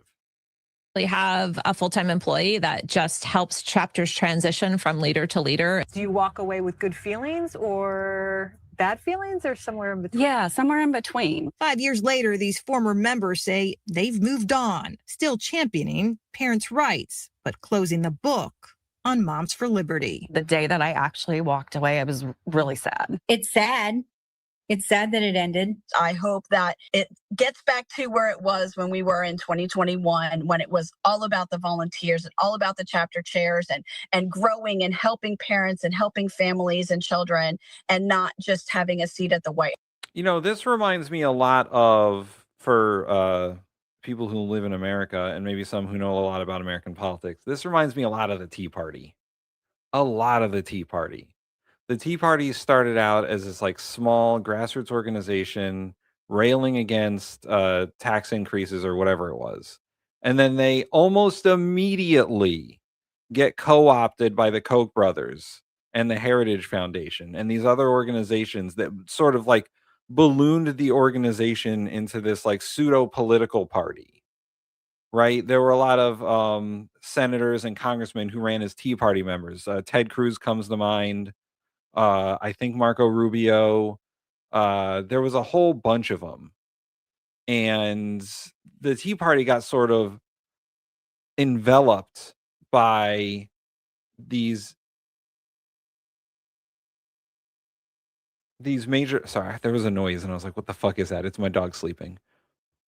There were a lot of... The Tea Party got enveloped by the Republican Party as a whole and eventually became the MAGA movement, right? The disaffected Tea Party people who didn't get thrown out became MAGA. And then Moms for Liberty is sort of the same genesis, I think. It started out as like this small grassroots organization trying to do whatever the fuck they were doing. Christian nationalism, I assume. And then they get, you know, subsumed by the Heritage Foundation. They get bought out by these big donors. And then, you know, the original members of Moms for Liberty, whatever their intention were, a lot of them are gone now because it's not the same thing as it used to be. And that's the same thing that happened to the Tea Party. It wasn't the same thing it was in 2015 that it was in 2010 or 2011. The Tea Party was formed largely to oppose Barack Obama's presidency and the ACA and all that stuff. But then it got fucking co-opted by big money political donors from the Republican Party and became MAGA. And a lot of the original Tea Party people, they don't exist anymore. They're gone. So this is a great example of grassroots organizing getting fucking astroturfed by these huge donors and, you know, think tanks like the Heritage Foundation and whatnot too. Because that's exactly what happens. And then you'll see all these like Moms for Liberty chapters popping up all over the place, but they've already been co-opted. They're already so far away from whatever their crazy original goal was that it's already now in line with whatever the Heritage Foundation wants. That's how American politics works, I guess. If, you know, because of Citizens United and all that. So, little lesson for you. And by the way, so I kept mentioning this website. For all those Moms of Liberty people who, oh man, you got thrown out of the organization and you're really upset about MAGA. LeavingMAGA.org. We empower people to tell their stories about leaving MAGA. We foster reconciliation with friends. This is, who posted this originally? This is very like, we're saving you from the cult. Here are some people that have left MAGA here. Dear MAGA Americans, this is not the BIN network does not approve this message. I don't know what it is yet, but we don't, you know, I'll read it, but disclaimer. McKinnon. Oh, you guys found my website. By the way, if you want to view McKinnon's actual work, scan the little QR code at the top left corner here and buy some BIN's merchandise. We have merch. Get a Tim's hat. Dear MAGA Americans, I was a devoted member of MAGA Nation for several years. It made me feel I was part of something important. A movement that I thought was trying to save American democracy. But starting in 2021, I wonder what happened in 2021. I realized that I had been mistaken. And it took me a full year to finally break free. And during that time, I came to understand MAGA is sustained by a series of myths that are intended to create perpetual feeling of desperation and panic. Oh boy. Sorry, whoever this is, Rich. Sorry, Rich. 2021. Yeah, the beginning of the Biden administration is when you realize that. Oof. Succumbing to these predatory myths does not mean that you are unintelligent, weak, or lack good character and morals. I have a bachelor's degree, and I've been a working professional my entire life, a family man, and consider myself a relatively honest and intelligent person. I think the same about you. Okay, reasonable. Not all MAGA are, the worst, I suppose. I understand the reasons you have for supporting MAGA.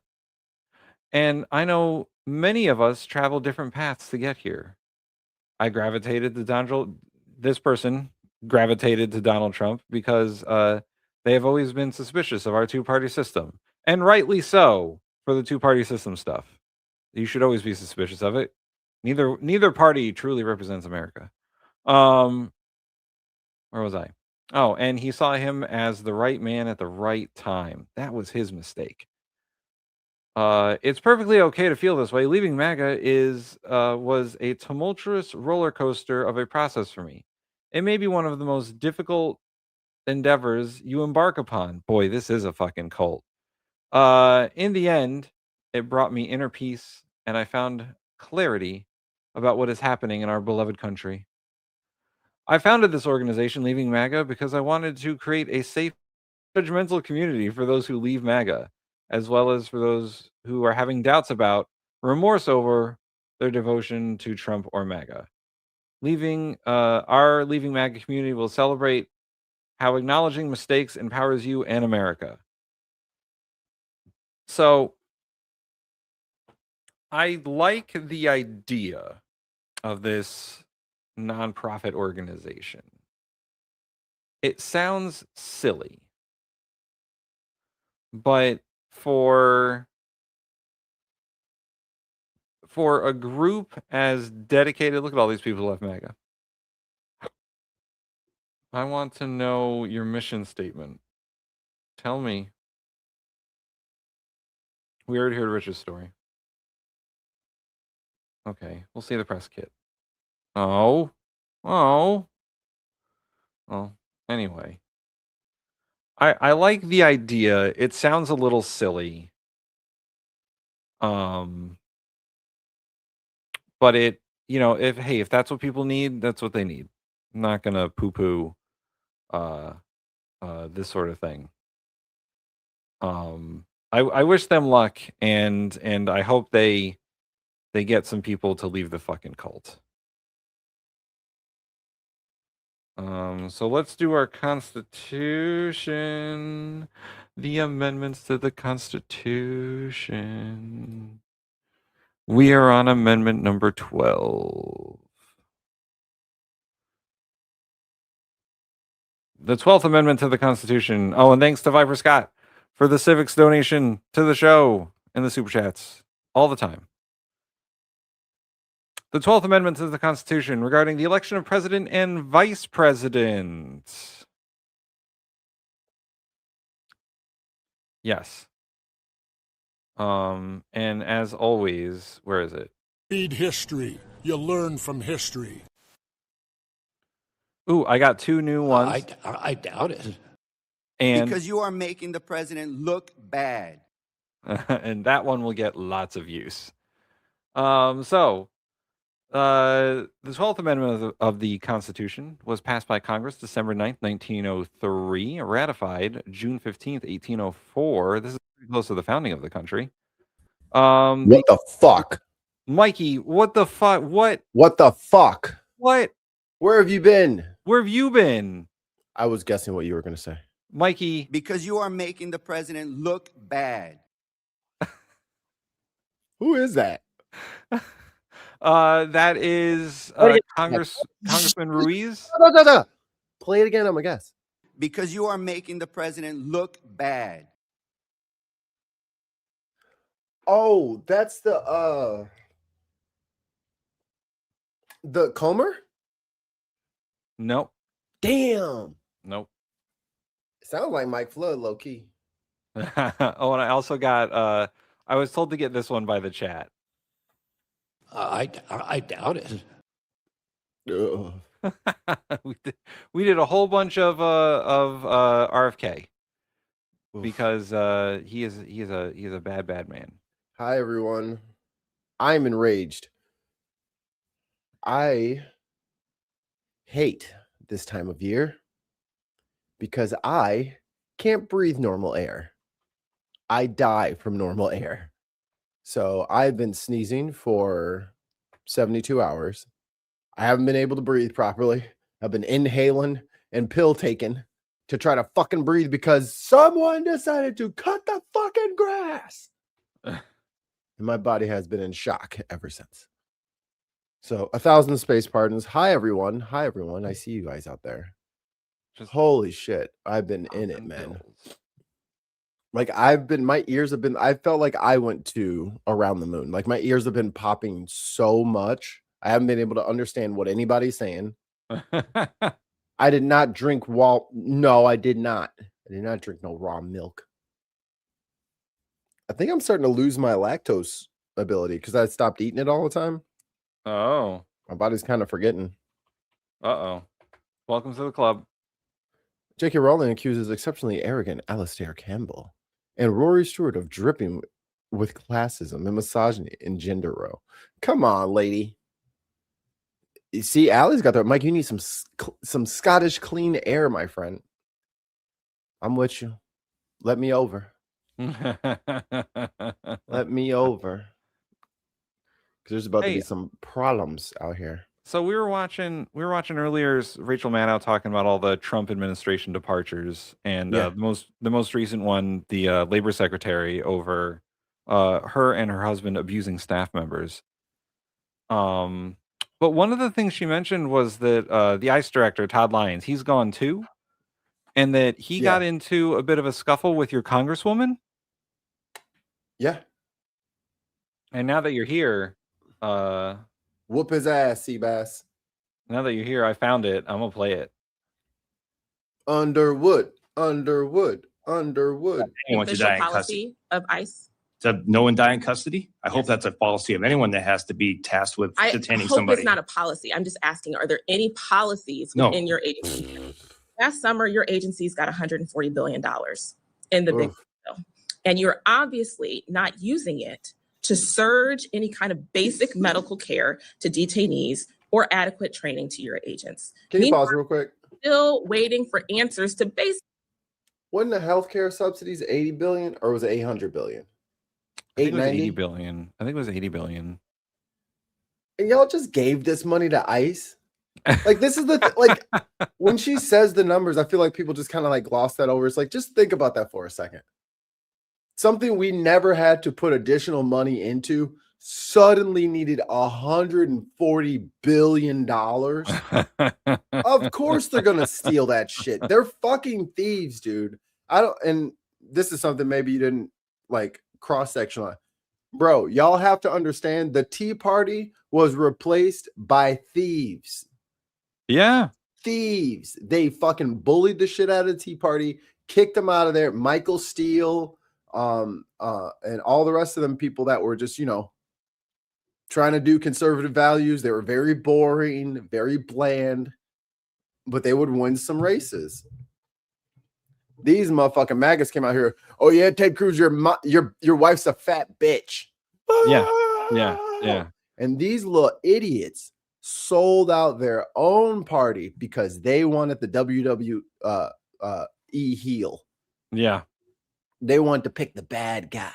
Let's see what happens when we pick that. Your fucking country is on life support. Is defending cankles, McTaco tits, and owning the libs. That's their. Some of us like to be abused, like that might be our kink.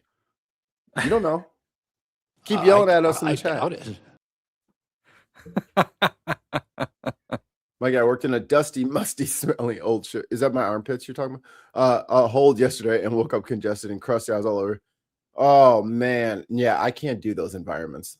I'm too pure. He's too pure. I can't take your horrible earth conditions. Dave, that sounds horrifying. That sounds scary, low key. If I'm in a ship's hull, I'm like, there's a ghost in here. They said they wanted the kayfabe. That's what they want. They want the kayfabe, man. The MAGA has its own kayfabe. Oh my god. Oh man, it's a think piece now. I'm writing it. The Kayfabe of MAGA by Tim Bristol. Forward by Mikey Famine.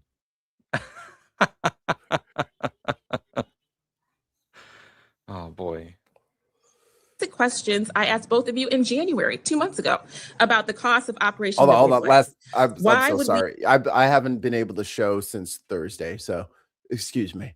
Trump's got to pay money for his brown shits somehow. I like it. And then there's so many hoops they have to go through, or they keep all your money. If you leave, not only do you not get your bonus that they paid you, they make you pay it back. They start garnishing your wages if you leave. Bunch of volunteers, huh?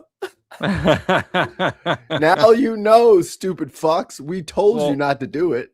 And we watched the video that you posted about the Moms for Liberty stuff. Okay. And I guess that's where the conversation stemmed from, is like the same exact thing that's happening to Moms for Liberty happened to the Tea Party. Yep. And they were together.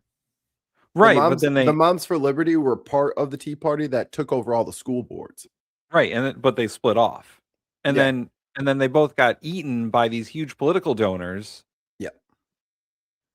Who had their own agendas. And that's how we got Ted Cruz. Yep, more or less.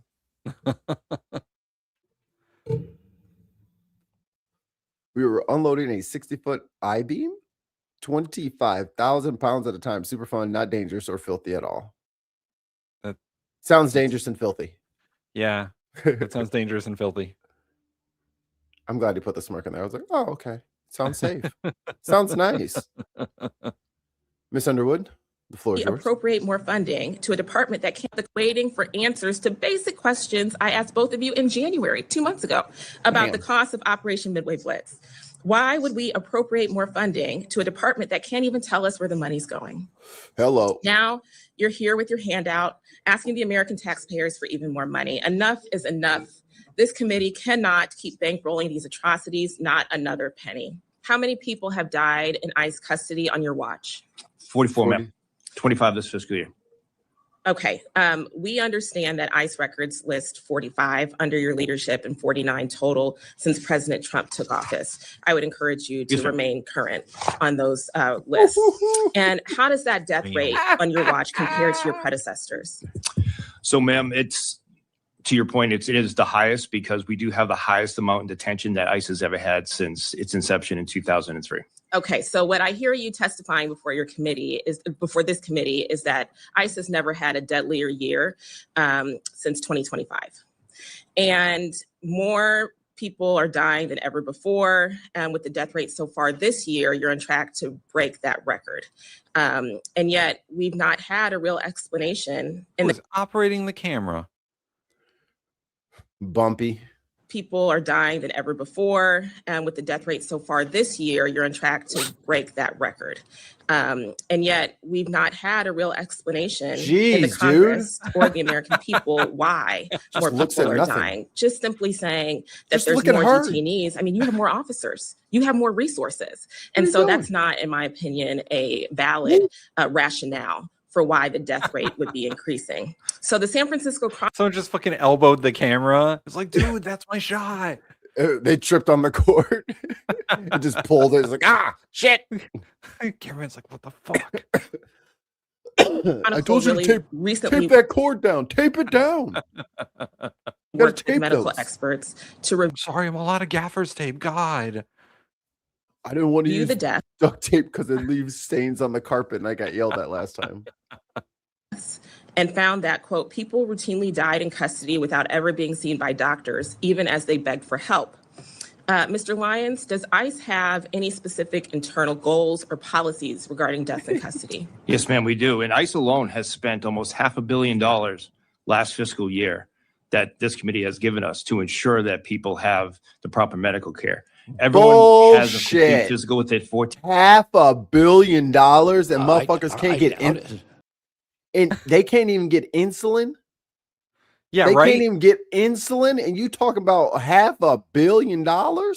You got literal concentration camps set up where people are dying from the conditions of those camps, and you spend $500 million on it. They can't count alligator Alcatraz as a medical cost. Sorry, brother. Y'all keep giving these motherfuckers your money if you want to. This is what they're doing with it, as opposed to, I don't know, kids eating. Yeah. 15 days, and it's seen by a medical professional in the first 24 hours. Right. So, that's about medical treatment. My question is about policies or goals regarding deaths. Well, as far as what, ma'am? Representative Underwood is a nurse by internal trade. Policies or goals regarding the number of deaths in custody. That's something that perhaps we can work on together, because I believe, particularly given the death rate, that should be codified, maybe a memorandum from your office to all ICE employees. Yeah. NBC News reports that ICE has chosen not to report details on deaths in custody since mid-February. What specifically is stopping you from continuing to report during a shutdown? No, ma'am, we are reporting. We are working on that timeline. Yeah. We are reporting up to Congress, and as well as to put it on our public website when we are. Okay, so when's the most recent report that you're aware of? I'll give it to staff and get you that, ma'am. Okay, because as you can tell, this. Yeah, he should fucking know that. If you do it on Fridays, you should just say Friday was the last one we put out. By the way, this dude fucking quit. He quit. Hell yeah, he quit. Yeah. And what the reporting is that he was having like fucking panic attacks over doing this shit. Underwood gonna get your ass. Committee is only know what your aware job is, of motherfucker. the NBC News reporting, which on the public website lists mid-February. And in my opinion, it is unacceptable that this transparency is being deemed non-essential. When an NBC News reporter asked why you had stopped posting information about your investigations into deaths in custody, a department spokesperson said that the delay was, in quote, due to non-essential reporting. Mr. Lyons, is there a legal basis for that claim that investigating deaths in custody is non-essential? No, ma'am. Okay. Woo, that hurts. Let's work together to change that and to update that public reporting as soon as possible, perhaps by the end of the week. Yes, ma'am. Excellent. Now, one man died when his HIV was left untreated for months. Another man died. We spent $500 million on medicine. We spent $500 million on medicine. They are effing pathetic. Did you put the medicine in its full box form up your ass? Like, what the fuck is going? Like, how are people dying of fucking shit we have fucking shots for? We have pills for. What the problem is? Untreated for months. That's insane. That's one of the worst fucking ways to die. Jesus. Fucking torturing people. Y'all keep voting for this shit if you want to. After detention staff saw him have seizures, yet waited over an hour to call an ambulance. How many staff are employed? Dude's having a seizure, and you're like, we'll give it a few minutes. I was about to take my 15. Yeah. But can we do it? I guess Can we do it after my break? I'm gonna do it after my break. Well, I was gonna call right after I got back from my break, but then there was like someone threw up, so then I had to clean that up. So then, like, yeah. And then also shit like this happens. Yeah. Like these motherfuckers are in a death cult. If you do not want to be in the death cult with them, you better get on our side now. And if you would like help getting out of the death cult, go to leavingmaga.org. That island boy, you was in MAGA? Oh, he from Nigeria. Boy, what you doing? Look at your last name. They gonna hunt you down, fool. What you doing?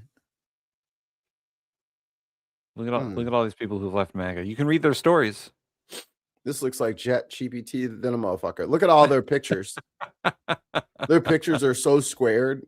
You know, like they're all the same distance away from the camera. Everything. This is an actor's headshot. Come on. Danny Collins. I bet you there's no Danny Collins doctor. Danny Collins, Florida doctor. Yeah, stock photos for sure. Oh no. He's a real person. He's a real person? Oh, hold on. Where's his picture at? Oh, hold up. Hold up. What y'all doing over here? How come he ain't got no picture? Oh, hold on. Go back to where you were. It says that Dr. Daniel Collins, MD, has 60 years of experience. This motherfucker got 60 years? He was born in 1983, so no. So I'm gonna guess no, right? Oh, he's got a video. Maybe he is a real person. Click it. And I'm Danny, and I left MAGA. Hey guys, Rich coming to you here, leaving MAGA. Okay. Well, he ain't got no website. And there's a 6-year-old one. Well, he's apparently real. I take it back. He's fucking real. The child psychiatrist is the old one, I guess. Oh, and they work with Midas Touch, huh? Yeah, I remember them starting the show up a while back. Huh. So this must be the website preceding the show. Look at the cap in the chat. Check out walkaway stories of all the Democrat. Are you okay? Who have left the blue? Well, Consuelo Castanuela. I don't think you're a real person because Consuelo doesn't look like this person's name.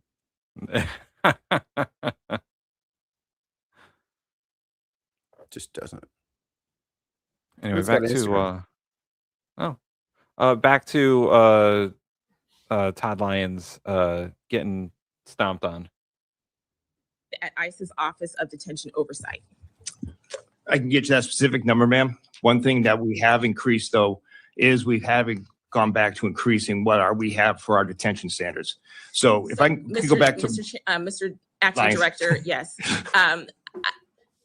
We are familiar with the detention standards. Those are publicized. What is not publicized is what's going on at the watchdog agencies who are in charge of enforcing said standards. And listen, if the office exists on paper and there are no staff, well, then we know that that accountability is not being provided to the office.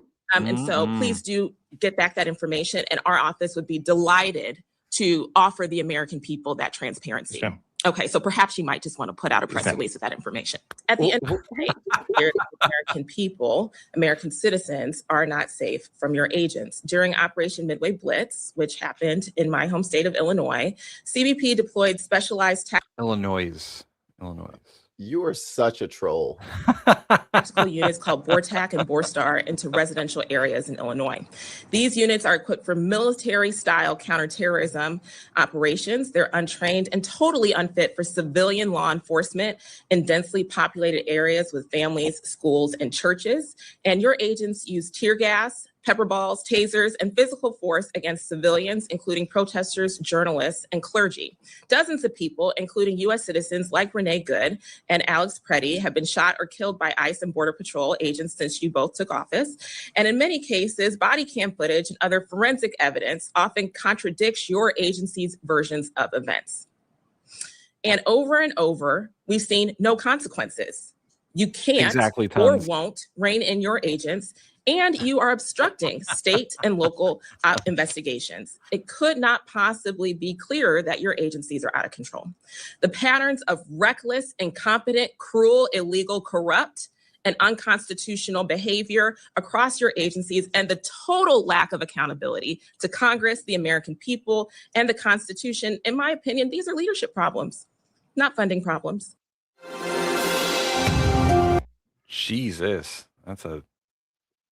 Huh. All right. Next Star Media Group Inc. Todd Lyons got fired because you are making the president look bad. Who'd you say that was? Congressman Ruiz, I believe. He's a doctor. He was questioning RFK Jr.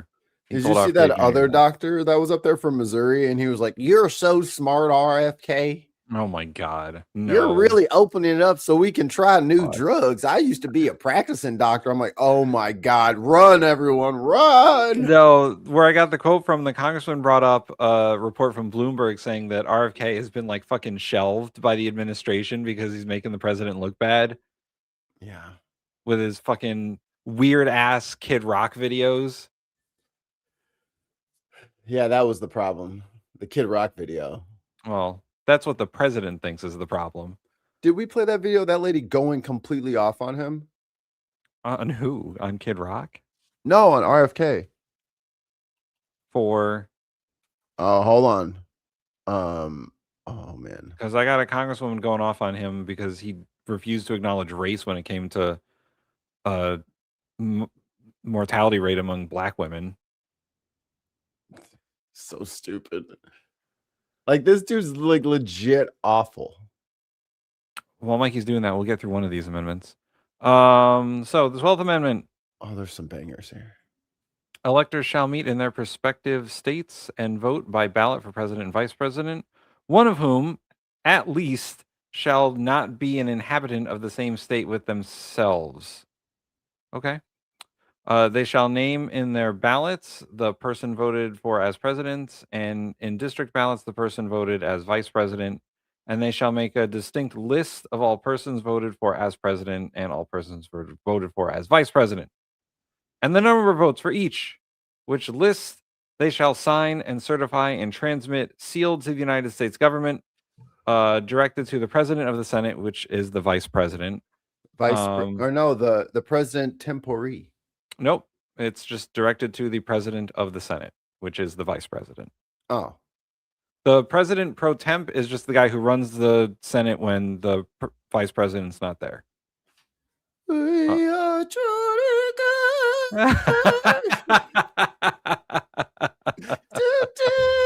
I don't know the rest of it. I'm already cracking up at that point. Like, if anyone ever had, like, damn, his whole legacy is going to be a troll video. Yeah. For like 100 years, and people are going to have to like look up what it means in like Urban Dictionary 3. Like, they're going to have to like, oh, what are they talking about?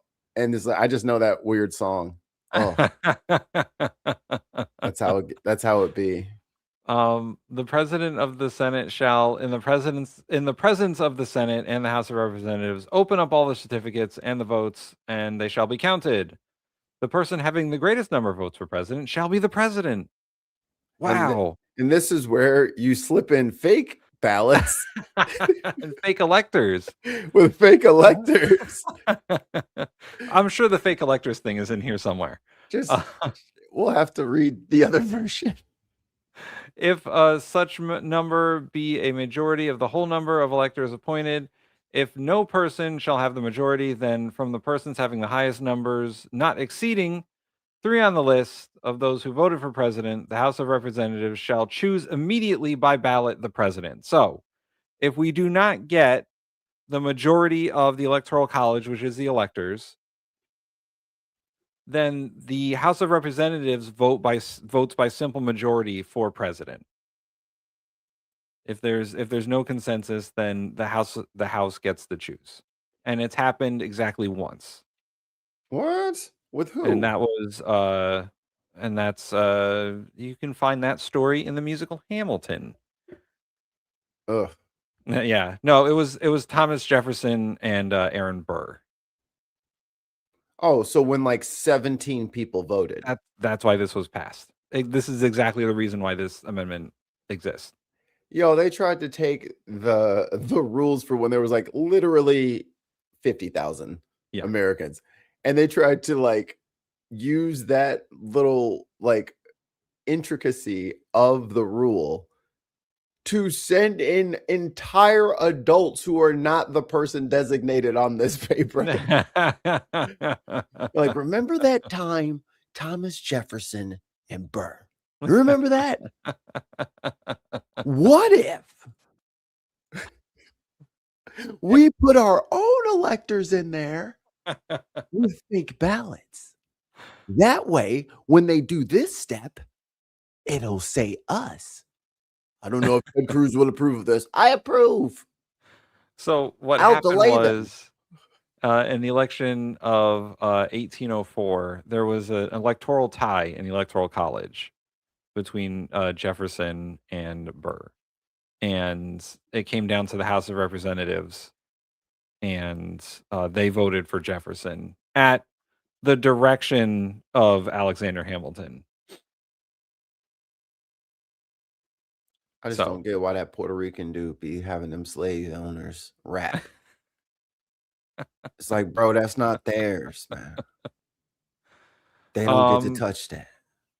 And if the House of Representatives shall not choose a president, whenever the right of choice shall devolve upon them before the 4th day of March next following, then the vice president shall act as president. So if the House can't come to a consensus, then the vice president is president. Boy, I didn't know that one. As in the case of the death or the constitutional disability of the president. So that was added in way back in the 25th Amendment. Yeah. This was added into the 12th Amendment from the 25th Amendment. Other way around, but I get what you're saying. Yes. Yeah, you get what I'm saying. I smell what the Tim is cooking. Because we went through them backwards. The timeline is reversed in my head. That is the beginning, Tim. First, you have to unlearn. The same thing applies to the vice president. The same voting rules applies to the vice president. And no person constitutionally ineligible to the office of president shall be elected to that of the vice president. See, and that's the sentence that I keep forgetting is in this one and not the articles of the Constitution. Yeah. So they added in. You can't be president, you can't be vice president. So that's why I was like, oh, he'll just have Trump as VP. I was like, that's against the other rule, stupid. And they're like, no, it's not. I don't know what you're talking about. It's right there. But no person constitutionally ineligible to the office of president shall be eligible to that vice president of the United States. For the very reason of if the president is no longer president, you get to be president again for loophole. Yeah, no loophole. I just keep I run for vice president and then I assassinate the president. Right, exactly. And then I become the president and they keep falling for it. Question from the chat. Chrissy, who's been a great help today, by the way, in Mikey's absence. Democracy. The American electoral system not fit for purpose in the 21st century? I've never had my flabbers so gasted. Yeah, we need to do away with all that shit. The electoral college needs to fucking go away. Popular vote the president and just fucking be done with it. Popular ranked choice. Yeah, popular ranked choice. Done. Easy. Complicated bullshit. And straight up, I think that's the simplest way to at least decouple most of these leeches out of our system. It'll just cut off their blood supply completely. Because I think it truly democratizes everybody's votes. I think people would care more, and I think turnout would be higher. But with the electoral college in a big city, what the fuck is the point of me voting? There is no way my person is ever going to lose, ever. 70% of Americans don't live in a state where their vote matters for the electoral college. You either live in a majority party that is not your party state, like say you're a Republican in California or a Democrat in Texas, or you just live in a state that always votes for whoever. Like you live in a state that's, if you don't live in a battleground state, no one's going to show up. It doesn't matter. Like literally it'll be you and 12 other people. Like some of these county positions, you look at the vote totals, it's like 30-14. Oh, ceasefire's over. They're just looking. They're just looking. Yeah. So this one's a not too remembered amendment to the Constitution, but somewhat we can sue their ass. Suits against states. The judicial power of the United States shall not be construed to extend to any suit in law or equity commenced or prosecuted against one of the United States by citizens of another state, or by citizens or subjects of any foreign state. So basically, you can't apply suits from states that you don't live in. I'm sorry, America, you need to show up to court on next Wednesday. I am suing you. Yeah, exactly. America, please show up. Yeah, exactly. You can't just go around and knowingly sue other states. Denver, you need to show up to this meeting right now. And that's it for that one. Ooh, well, why do you need to call me back? We're gonna get to the Big Ten, Mikey. The Big Ten. Oh yes, this is a good one. The 10th Amendment of the Constitution. I need some water. The Bill of Rights. We're in the Bill of Rights, baby. Rights reserved to states or the people. This was signed when the Constitution was ratified, September 25th, 1789. Ratified December 15th, 1791. It is one of the original 10 amendments of the Constitution. It is simply the powers not delegated to the United States by the Constitution, nor prohibited by it to the states, are reserved to the states and respectively, or to the, reserved to the states respectively, or to the people. So, this is the States' Rights Amendment that everyone's always fucking crowing on about. And what makes this so important is that constitutional scholars like to say that there are two kinds of rights given to either states or the federal government in the Constitution. There are implicit powers and rights, and then there are explicit powers and rights. Explicit things are things that are obviously written into the Constitution, as, you know, the first article of the Constitution is this, and the second is this, and the third is this. Those are explicit powers of the Constitution guaranteed to the federal government or states. Implicit powers are ones not explicitly given by the Constitution, but are given by this 10th Amendment. So basically saying that if the Constitution doesn't expressly give the federal government power to do something, then the states have the power to do it. And the Constitution does give states some rights into it, like the states run elections, states have the power to tax, stuff like that. But they also say the federal government can tax too. But this is anything that's not guaranteed in the Constitution to the federal government nor prohibited by it is given to the states as a power, i.e. Texas, or the people, i.e. Florida. Yeah. Allowed to do their state as fucking weird as they want to. Yeah, exactly.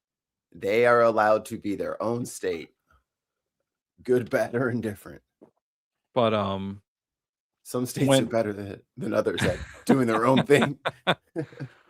This sort of creates a also a two-tiered system for how laws are applied, because then you have state laws and then federal laws, and federal laws do trump state laws. But as we have seen when it comes to enforcing like laws around drugs, the federal government can have a law banning a drug. Do they enforce it all the time? When they get around to it. Yes, states have the power. States have the power. So there you go, Viper Scott. There are your 3 amendments for today. And next time we'll do the 9th, 8th, and 7th amendments. Ooh, baby. Ooh, baby. All right.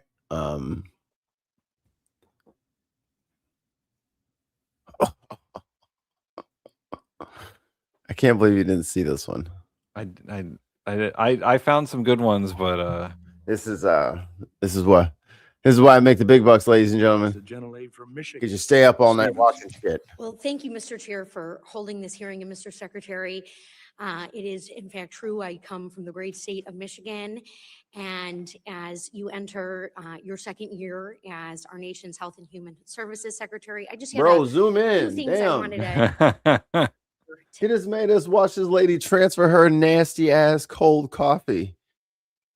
Go back. Play your damn thing. Oh. And as you enter your 2nd year as our nation's Health and She Human taking Services garbage out and Secretary, I just shit, had a bro. few Change things the that I wanted angle. to here today. hell? So in early 2025, after She looks up. confirmation, measles cases spiked in the United States to the highest level since 1991. Last year, we had over 2,200 cases in America. What the 3 fuck, people guys? died. 2 were children. Do I have that correct? Because according to the CDC and the American Academy of Pediatrics, I do. During this same time, That epidemic started before I came. during in this office. same Oh time, my you God. questioned oh boy.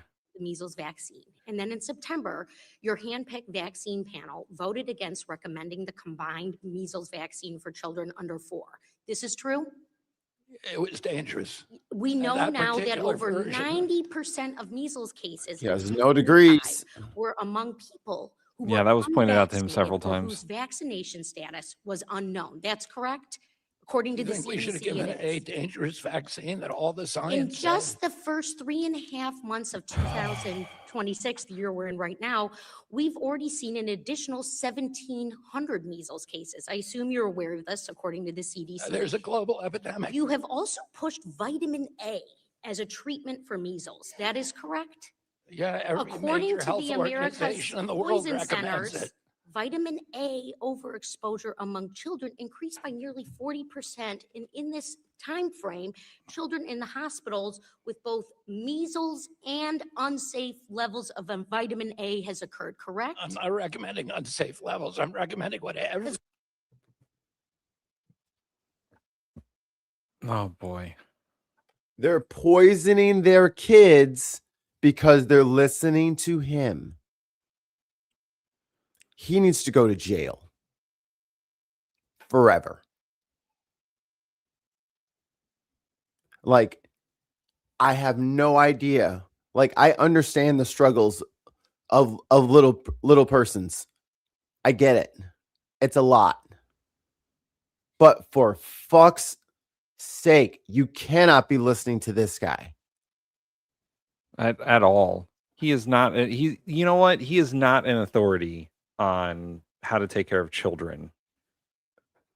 And all you MAGA voters, I want you to remember this shit. We warned you. All the science. In just the first 3.5 months of 2026, the year we're in right now, we've already seen an additional 1,700 measles cases. It is April 20th. It's April 21st. And we have 1,700 cases of measles. You want to get on the ball here, bucko? What are we doing? What's the measles plan? Vitamin A? Let's see how that goes. Assume you're aware of this, according to the CDC. There's a global epidemic. Try to ignore him because he talks over her. You have also pushed vitamin A as a treatment for measles. That is correct? Yeah, every According major to health the America's organization in the world Poison recommends Centers, it. vitamin A overexposure among children increased by nearly 40%. And in this time frame, children in the hospitals with both measles and unsafe levels of vitamin A has occurred, correct? I'm not recommending unsafe levels. I'm recommending what every The major international America's health Poison Centers, organization recommends. The American Poison Centers agrees. You characterized your response to one outbreak in Texas as a model for the rest of the world, even as the number of measles cases climbed. As Secretary of Health and Human Services, have you ever taken steps to undermine medical guidelines rooted in science? Because we can look at your records, sir. Oh, I serve on the science committee. At the beginning of this year, the CDC tried to slash the childhood vaccine schedule from 17 recommended vaccines to 11 before it was blocked by a judge. Hepatitis A, B, RSV, multiple vaccines were demoted. Do you dispute this charge, sir? You think that we should recommend These interventions that vaccines have not been safety have saved tested? countless lives. Again, he has no medical training at all. In the hell? Like he graduated from, what was it, Yale? Environmental law. Yeah.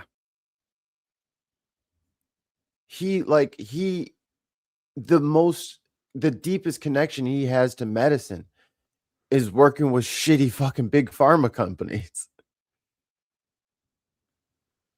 Oh my God. He's got to get impeached. This is sick shit. At the beginning of this year, the CDC tried to slash the childhood vaccine schedule from 17 recommended vaccines to 11 before it was blocked by a judge. Hepatitis A, B, RSV, multiple vaccines were demoted.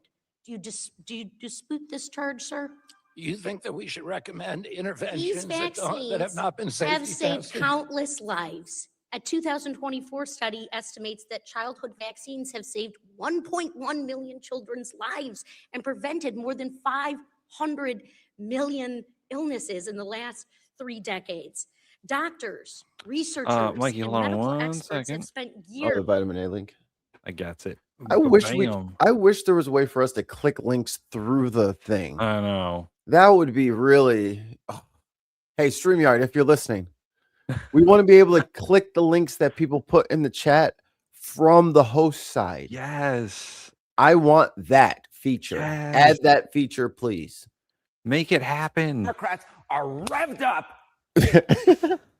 And end short. We'll tag them. Good sources. Oh, let's see. Vitamin A, also known as retinol, has several important functions. It helps your body's natural defense against illness and infection. Your immune system properly work. Thanks, Viper Scott. Viper. Helping Viper vision. uppercut. Oh God, could you imagine? Never mind. I can't. It helps your vision in dim light, and it helps keep skin and lining some parts of the body, such as your nose, healthy. Insane in the worm brain. Insane in the brain. Yeah, that sounds like a great release. Here are some good sources of vitamin A. Cheese, which Mikey can no longer have. Me and cheese are going down together, baby. You're fuck it, we ball. Wait, where's the you're telling me button? Tell me about it. So Yeah, me and cheese are going down together too. Eggs. We do not care. You got oily fish such as salmon, sardines, trout, herring, and mackerel. Mackerels, holy mackerels. Boring, Huey. In my time, you don't get to talk. Lumber is at a 5-year low, Congresswoman. Reclaiming my time. Let's just have. Fortified low-fat spreads. Not sure what that means. Spreads. Gambling? I don't know. Flip. Liver and liver products. Ugh. I'm not an organ guy. I'm not too much of an organ guy either. I barely eat protein as it is. I'm not an organ guy. Come on, guys. This is sick shit. You can also stupido. You can also get vitamin A by including good sources of beta carotene in your diet. Great. Go down to the fucking overdose symptoms. We're reading the whole thing. Oh, you just want overdose symptoms? Fine. Yeah, overexposure. What happens if you take too much vitamin A? Oh no. Right. Hey, let me make it bigger. Enhance. There we go. Just do pinch. Some research highlighted here. Tim, I'm over here.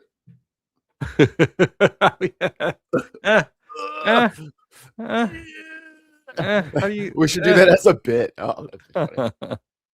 Just come up there. Or like Minority Report. What is the research here? Oh, it's UK government research. Well, that can be more relied upon, I suppose. So, according to the government of the United Kingdom, this research suggests that having more than the average 1.5 milligram a day of vitamin A over many years can affect your bones, making them much more likely to fracture when you're older. Awesome. This is particularly important for older people, especially women who are at risk of osteoporosis, a condition that weakens the bones. If you ever eat liver or liver pate more than once a week, you may be getting too much vitamin A. Many multivitamins containing vitamin A and other supplements, such as fish liver oil, are also high in vitamin A. If you take supplements containing vitamin A, make sure your daily intake of food and supplements does not exceed 1.5 milligrams. If you eat liver every week, do not take supplements that contain vitamin A. So, taking too much vitamin A is bad for your bones. Your data, dumbass. Oh, man. I'm going to show this to Mikey when he comes back. That's messed up, Dave.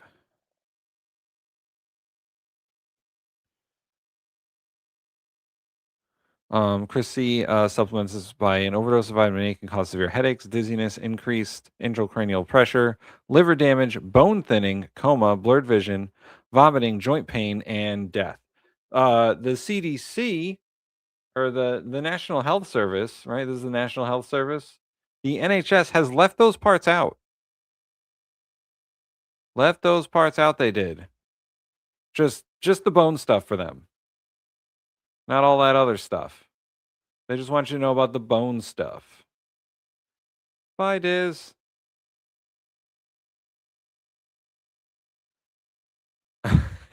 Tons of Mice says, if you take too much vitamin A, you never need to make it.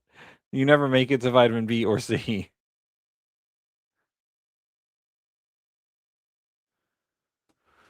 So, Mikey, she wasn't eating her cereal.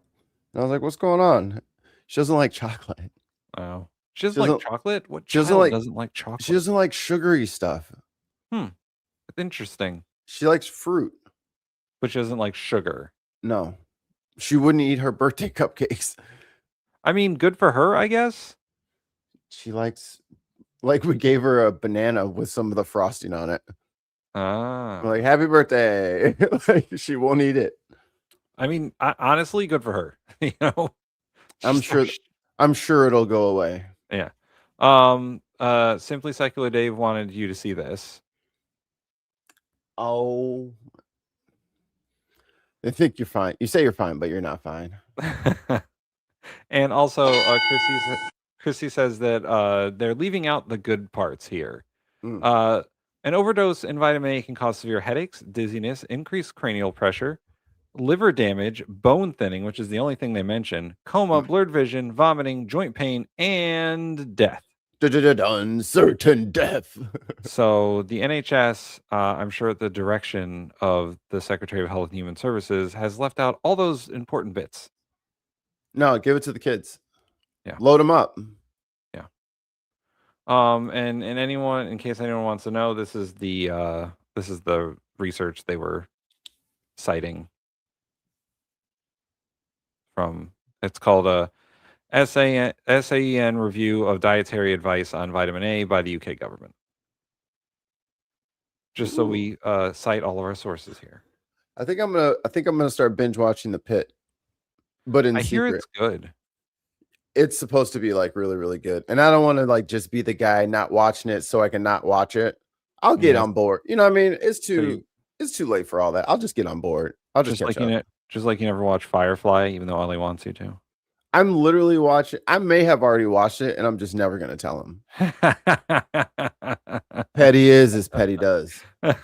Working to not only understand I haven't seen it either, but also prevent them. But he's always Your on me. actions restricting these vaccines have a grave impact on our country.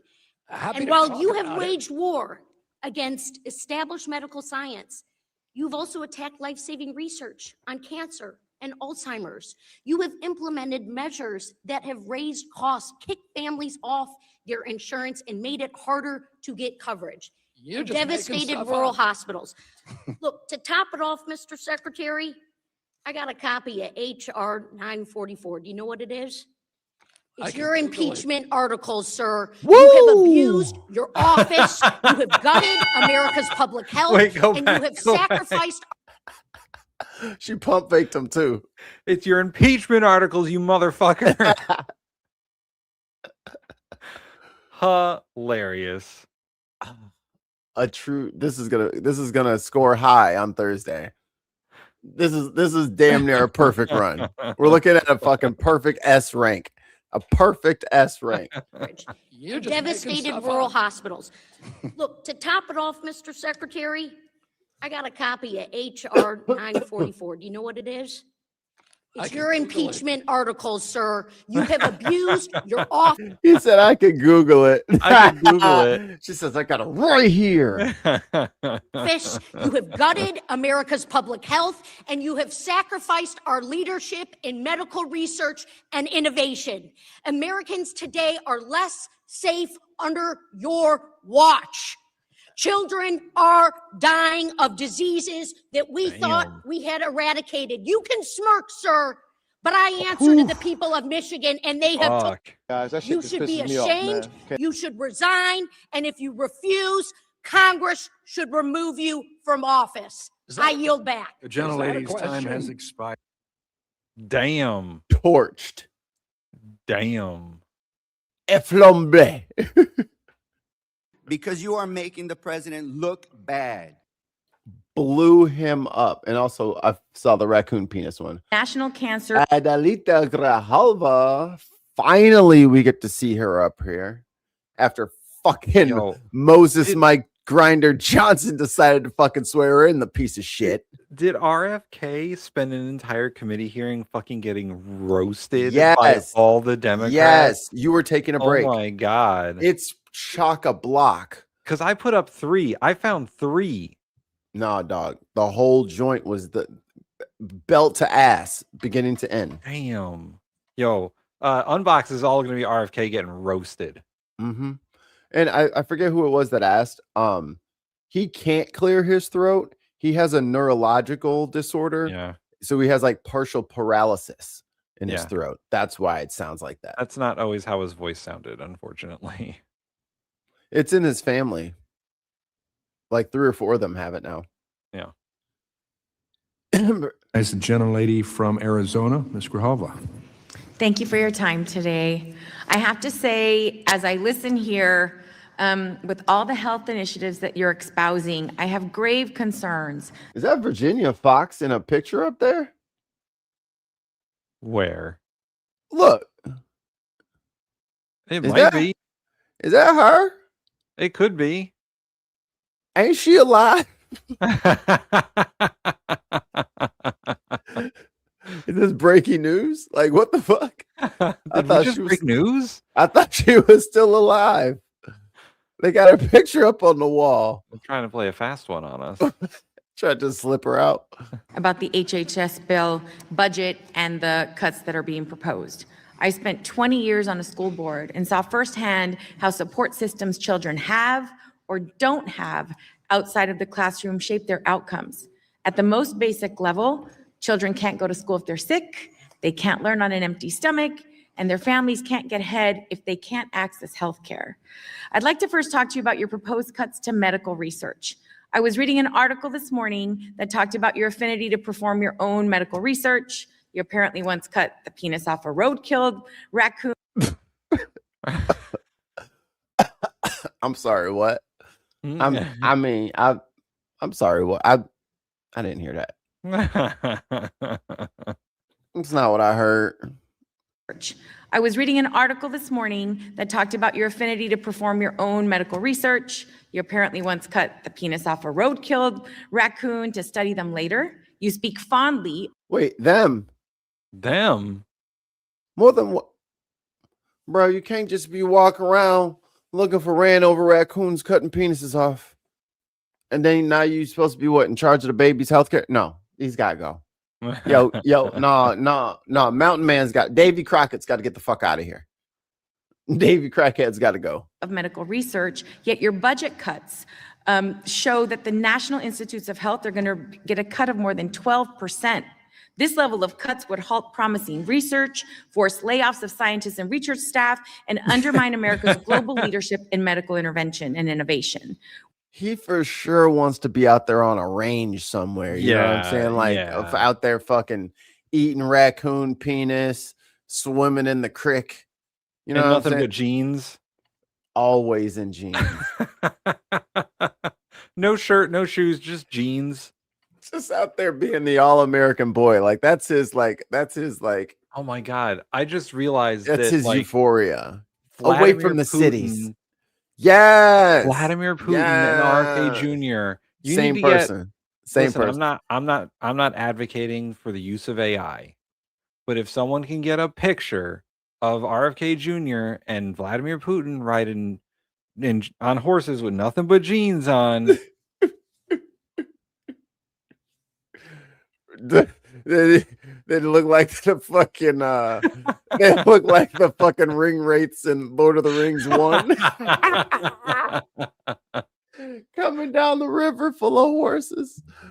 Oh, this shit. 2 ring rates with their shirts off and barefoot. Oh man, that's funny. Let's go back to the raccoon penis. I'm sorry. Stop laughing, everybody. This is very serious stuff. Yeah, let's not laugh at the secretary again. Quiet in the chamber, please. Quiet in the chamber. I lost it. I found it. Quiet in the chambers. Cuts would halt promising research, force layoffs of scientists and research staff, and undermine America's global leadership in medical intervention and innovation. What specific diseases do you believe deserve less medical research? Easy. Common cold. Why bother? You'll never hit it. You're aiming at a moving target. You'll never hit it. Somewhat slightly related. I just saw a headline that said that the Pentagon is not requiring flu vaccinations for soldiers anymore. Great. They'll be right out there on the front lines. Except they won't be. They'll be fucking sitting there with a fever. I can't wait for the next influenza outbreak at a military post, I guess. No, have them fight with a fever. It's fine. They won't die from it, you know. They'll be fine. I mean, we could just avoid that for like $1 a person. I know. Like, what is Go ahead. they're so stupid. If we had obviously competent leadership that wasn't like, oh, vaccines are woke, then we could have a military that's not going to get sick at any point. If he actually went to medical school, like starting like after his confirmation, if he would have just started medical school, I feel like he would stop half of his shit by now. If he had just started his education on day one of his employment or his appointment, perhaps he would know more than what he knows currently in like the first year. After first year of med school, he's got to have picked up something. You would know something. He could have started. He wouldn't say things like, "I'm not afraid of germs. I've snorted cocaine off a toilet seat." Like, he wouldn't say things like that. Hey, no, that needs all the money. How dare you? DEI. Okay, so we got $1 billion. Do you have a specific program, a specific disease that deserves less funding? I would say we're putting $1 billion into DEI, and DEI research has never cured any disease. It's never. Oh my God. Oh my God. That's all he knows. That's all he cares about.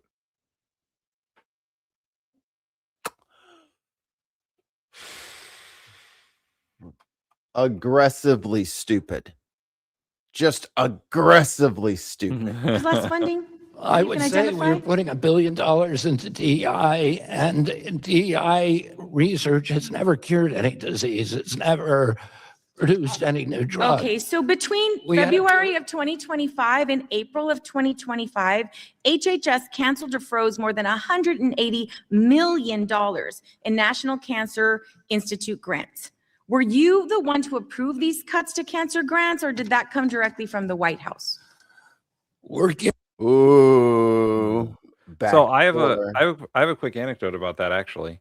When that initially happened, when they were starting to cut these grants for this cancer research stuff, Yale New Haven Hospital in Connecticut is one of the primary hospitals for doing this kind of research, because Yale Medical School is a big medical school. The president of Yale called Rosa DeLaura's office, and I picked up the phone and I was like, oh, they went for the usual spiel. How can I help you? Blah, blah, blah. Rosa DeLaura's office. And he's like, yes, this is the president of Yale. I would like to speak to the congresswoman.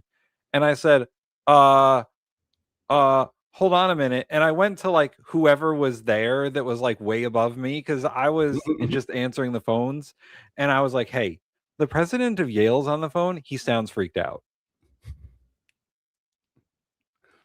And they're like, oh, patch him through.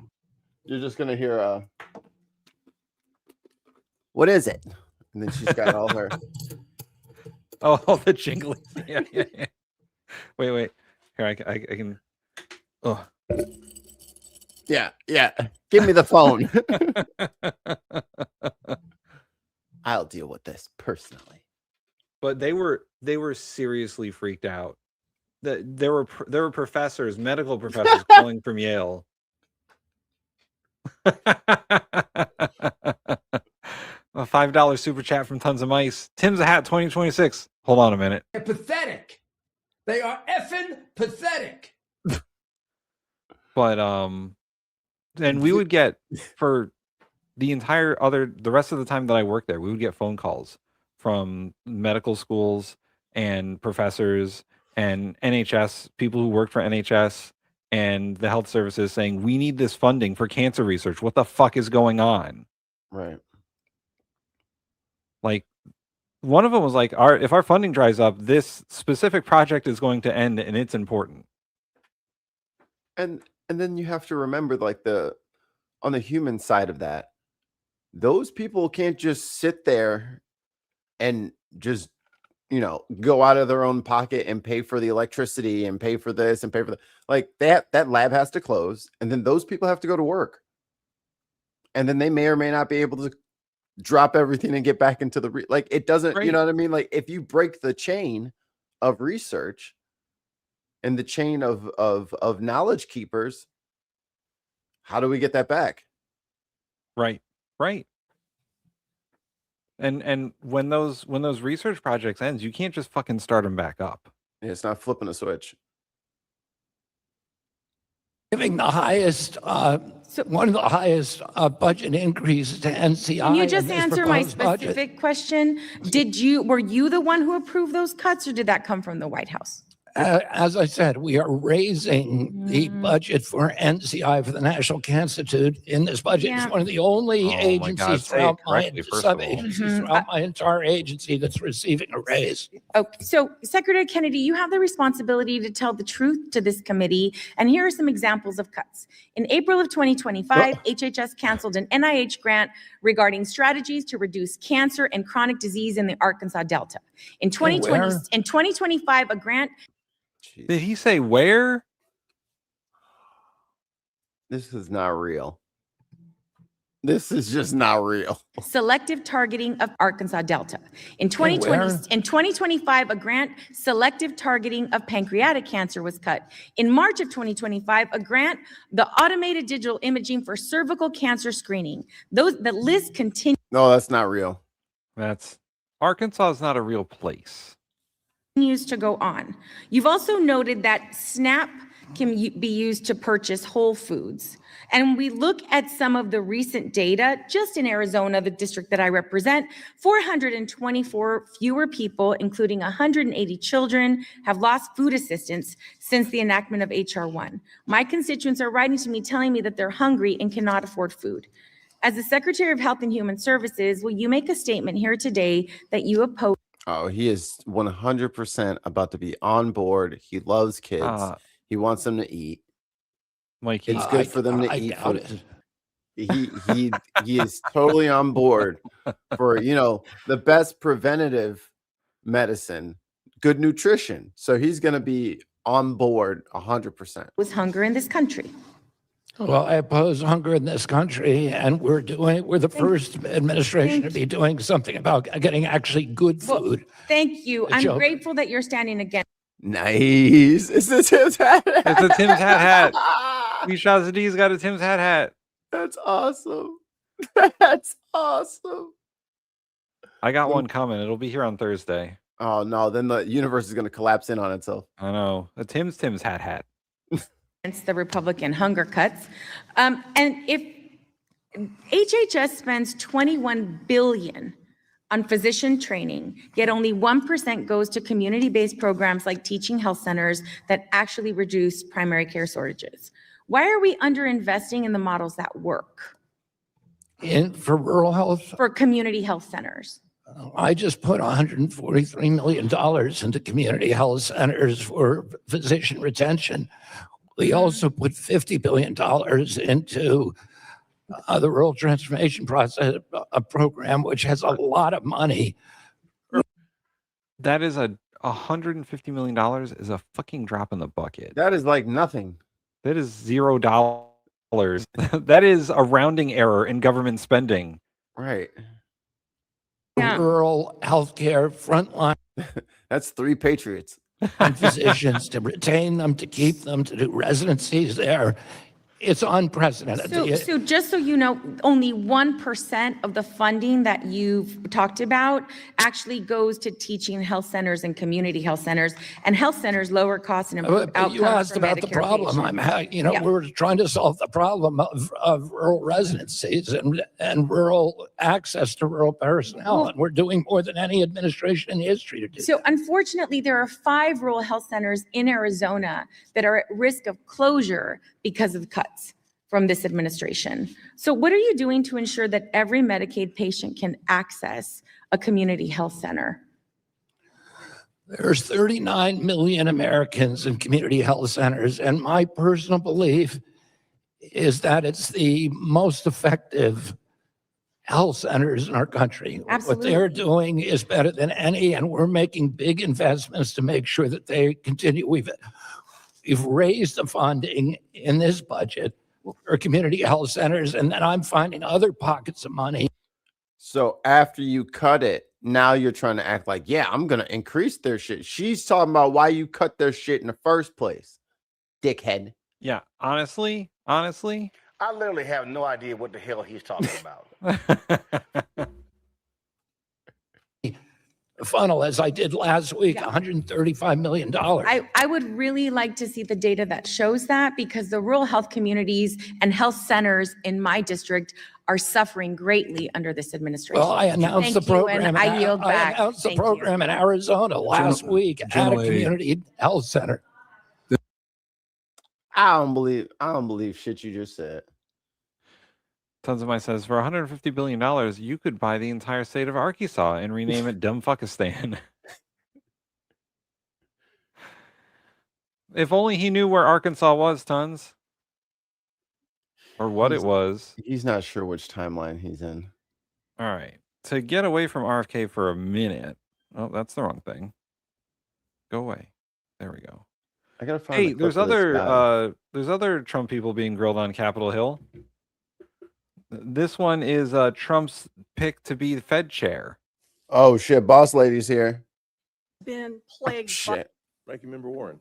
Thank you, gross. Mr. Chairman. Gross, Tim So the Scott. Fed has Gross, been Tim plagued Scott. by Gross. disturbing Why is he ethics chair of Senate scandals Finance? in recent years, 'Cause he's involving gross. at least 6 Fed officials? So it's critical that the next chair have no financial conflicts, none. You have more than $100 million in investments that you have refused to disclose. Because it is. Because it is. I don't know why Trump thought that like blockading the strait would be a good idea at all. It's counterintuitive to what he wants. And you leave all those boys and girls out there as targets. Right. I mean, I guess technically they're not literally blockading the strait, like ship to ship. They're still sitting out there in the sea, but they're like, hey, if any ship approaches, we're going to launch shit at it. So they are in the same place, but they're like, it's kind of like saying that they're filibustering, but then walking out of the room saying, we're all just going to filibuster together. I object. Pieces out. Yeah, exactly. That's what it is. That was so good, man. Like, that is the ultimate fucking chess move. But he won. Yeah, Trump is playing anti-chess. He's eating chess pieces. Yeah, he's out there eating fucking the board. He's gnawing on one of the corners of the board. Every fucking time he moves one, he eats one. The board is just getting smaller and smaller. To ethics officials and to the public. So let me ask, do the Juggernaut Fund or the THSDFS LLC invest in any companies affiliated with President Trump or his family? Companies that have facilitated money laundering, Chinese-controlled companies, or financing vehicles established by Jeffrey Epstein? Senator Warren, all of the above. So let me first share a point of agreement with you. Everything. The Fed has 2 tools. One is its monetary policy, and the second is its credibility. And the scandals that you talked about, the ethics Mr. problems Warsh, you I talked appreciate about, that, but I have went to very the core of the limited time. credibility that has hurt Could the you Fed. answer my question, please? I asked. You have $100 million in undisclosed assets. And what I'm asking is, are any of those with this outfit that invests in companies World Liberty affiliated with Financial. President Trump or his family, companies that have facilitated money laundering, Chinese-controlled companies, or financing vehicles set up by Jeffrey Epstein? It's a yes or no question. Senator, I have worked tirelessly with the ethics Ooh, officials it's not at the a Office no. of Government Yes, Ethics. and you have not Come to an revealed ethics agreement $100 with million them in and have assets. agreed, Senator, to sell all of That's my not financial my assets, question. including Mr. Warren, are the you Duquesne assets. They refusing are to tell effing us pathetic. if you have investments, for example, in vehicles set up to advance Jeffrey Epstein? Is that what you're telling us? You just won't tell us? Senator, what I'm telling you is that those assets that you represent at man. this juggernaut will be sold if I'm All right, confirmed let me before I take follow up. office and sign the oath of office. Let me follow up on that. Will you at least disclose how you plan to disclose and divest these secret assets?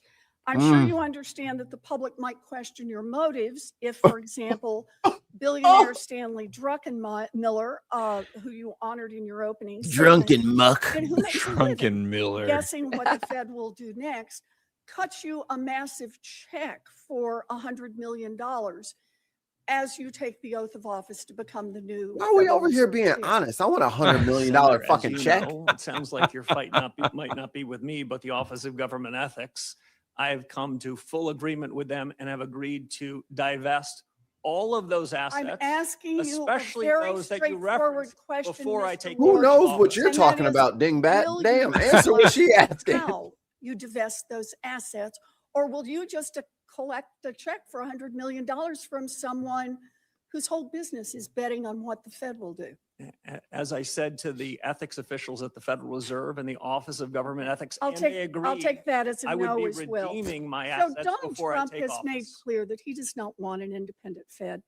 In fact, he has said, and I quote, "Anybody that disagrees with me will never be Fed chairman." And he's made clear that you are his sock puppet, he's saying impartial. last week that interest rates will drop, quote, "when Kevin gets in." Yeah, I think they do. Not when economic conditions change, we'll get lower rates. Not when the economy needs it. Nope. He said, when my guy, Kevin Warsh, is in there, we'll get the interest rates that I, Donald Trump, wants. So independence Oh takes my courage. God. Let's check out your independence. They're gonna and fucking courage. catapult We'll us start into easy. a black Mr. Warsh, hole. did Donald Trump lose the yeah. 2020 election? I'm gonna really fuck up the economy. We try to keep politics, if I'm confirmed, out of the Another Boy, oh boy. Oh boy. I love it is so hilarious to watch Democrats ask these fucking guys this question. Did Donald Trump lose the 2020 election? It's very easy to say yes. I don't like to talk about politics. We don't like to talk about politics at the Fed, even though it's a politically appointed position. Oh, is that a politician that appoints me? Oh. Oh. Is that who that? geez. Oh, that's a politic. Oh, I didn't know. I thought he just worked here. We try to keep politics, if I'm confirmed, out of the Federal I'm just Reserve. asking a factual question. I need to know, I need to measure your independence and your courage. Senator, I believe that this body certified that election many years ago. Oh man. Wow, It's the there it same is. answer. It's the same answer all those judge candidates gave. It was certified and Joe Biden was the winner. Oh boy. That's I'm asking. crazy work. I'm asking, did Donald Trump lose in That's gonna be 2020? the I'm door suggesting to you door. I'm That's gonna be the suggesting- door to door stormtrooper line. Who won the 2020 election? And you better say Oh Trump. my god. Trump, oh my god. Answer that. Your huge inflation problem, and you certified the election. So We let need me to keep ask you politics another out of question. monetary policy. In our meeting, Monetary you won the said election. you would be Politics. independent. These because- nuts. Is someone trying to say that Elizabeth Warren gets $12 million from the government? For what? Who told you that? She has $12 million on a government salary? Yeah. She wrote a books. She gets speaking fees. They all fucking do. But her government pays $171,000 a year. Yeah. So? Are you saying she can't earn money outside of? What are you saying? Are you saying that she has a conflict of interest? Right. 'Cause that's a problem. If she has a conflict of interest, that is a problem. But I think most of that money she's got is from fucking books and whatnot. Like, Do she you wrote 2 books. do you read books? Nope. Did you know she wrote books? Do you She know gets- people? You know some people buy books still. Did you know that? And they're Yeah, like $20. They're like $20. Mikey's favorite book, Abundance. People buy that one. Oh, it's in the turlet. My current turlet book is about the fucking birds. Birds are not real. Here, I got one that I was reading. Story of mass ape genocide.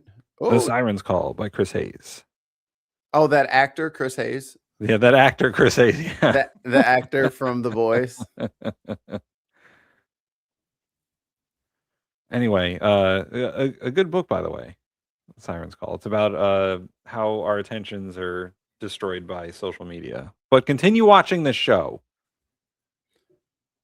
What government job do you think is supposed to be like a weekend thing? What are you talking about? I mean, so here's the problem. And I do agree that Congress is too rich. There are too many millionaires in Congress. And the president is a billionaire, which is also a problem. I still hold that he wasn't a billionaire until he got in there and started stealing. It's probably true. So he's even. Because we live in an oligarchy. Mm-hmm. We just do. We live in an oligarchy, and it's a problem, and it's a whole thing with money and politics and all that. And if you're rich, it means that you got a better shot of winning government office. The problem here is that no one said that you can't take other money for after you've got your government job. Senator Warren can raise money other ways.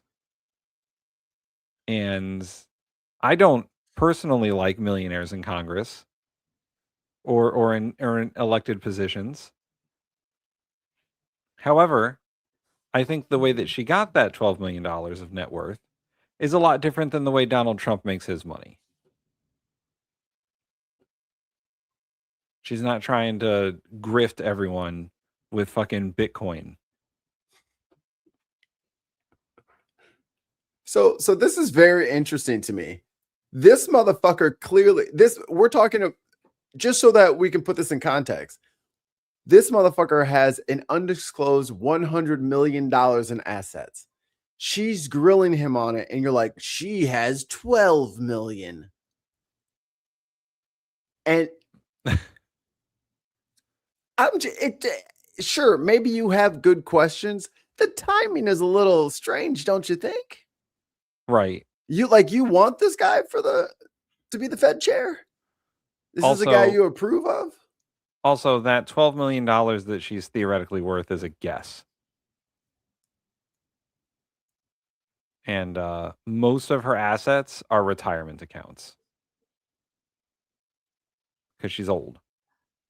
She's very old. And she was a professor at Harvard and Cambridge. And she has retirement accounts from various places. So she doesn't have. She's one of the people that was like, Congress should stop trading stocks. You know, she's one of the people that's way better on finances and being in Congress than a lot of other motherfuckers. Anyway, before the distraction crew showed up, let's dig more into this motherfucker's finances because I feel like they're trying to throw us off the scent. Go back a little bit. What are you trying to stop us from hearing? Let's look into Kevin Warsh. I'm asking, did Donald Trump lose in 2020? Since y'all don't want me to talk about I'm suggesting you in 2020, the Fed made a huge inflation problem, and you certified the election. So let me ask you another question. Out of monetary policy. In our meeting, you said you would be independent because you're, quote, a tough guy. Those were your words, tough guy. And you will be able to stand up to President Trump. So let's try it again. Name one aspect of President Trump's economic agenda with which you disagree. Well, Senator, the Federal Reserve in recent years has wandered outside of its remit, wandered into other areas. I'm asking for something that's not something I'm prepared with Donald to do. Trump on. If I'm confirmed, the Federal Reserve should stay in its lane. Just one little place where you disagree with Donald Trump. Well, I do have a disagreement, actually, Senator, with the president. I think apparently someone called him a sock puppet. He said that he thought I was out of central casting. I think central casting, I'd look older, grayer, and maybe show up here with a cigar of sorts. Quite adorable. But you need a Fed chair who is independent. That's the only way. She patted his head. Of the Federal Reserve. If you can't answer these questions, little guy, you don't have the courage and you don't have the independence. I agree with you on independence. Look at all these people in the chat squabbling over Elizabeth Warren's retirement accounts. Oh, I see what it is. That woman can't be telling. That woman has more money than me, and she's telling him not to have more money. This woman needs to stop. Look at this guy. Look at this guy. I make more money per year than any Harvard professor and politicians, and I started my retirement at 25. I don't have that much. She wrote books. She made $2 million from books. She had other jobs before she became a senator and before she was a professor. She gets money for speaking fees. That's what a lot of these politicians do. She goes somewhere, they pay her $100,000 to speak. Let them be mad. Let them be mad. Y'all can try to distract and talk about her finances all you fucking want.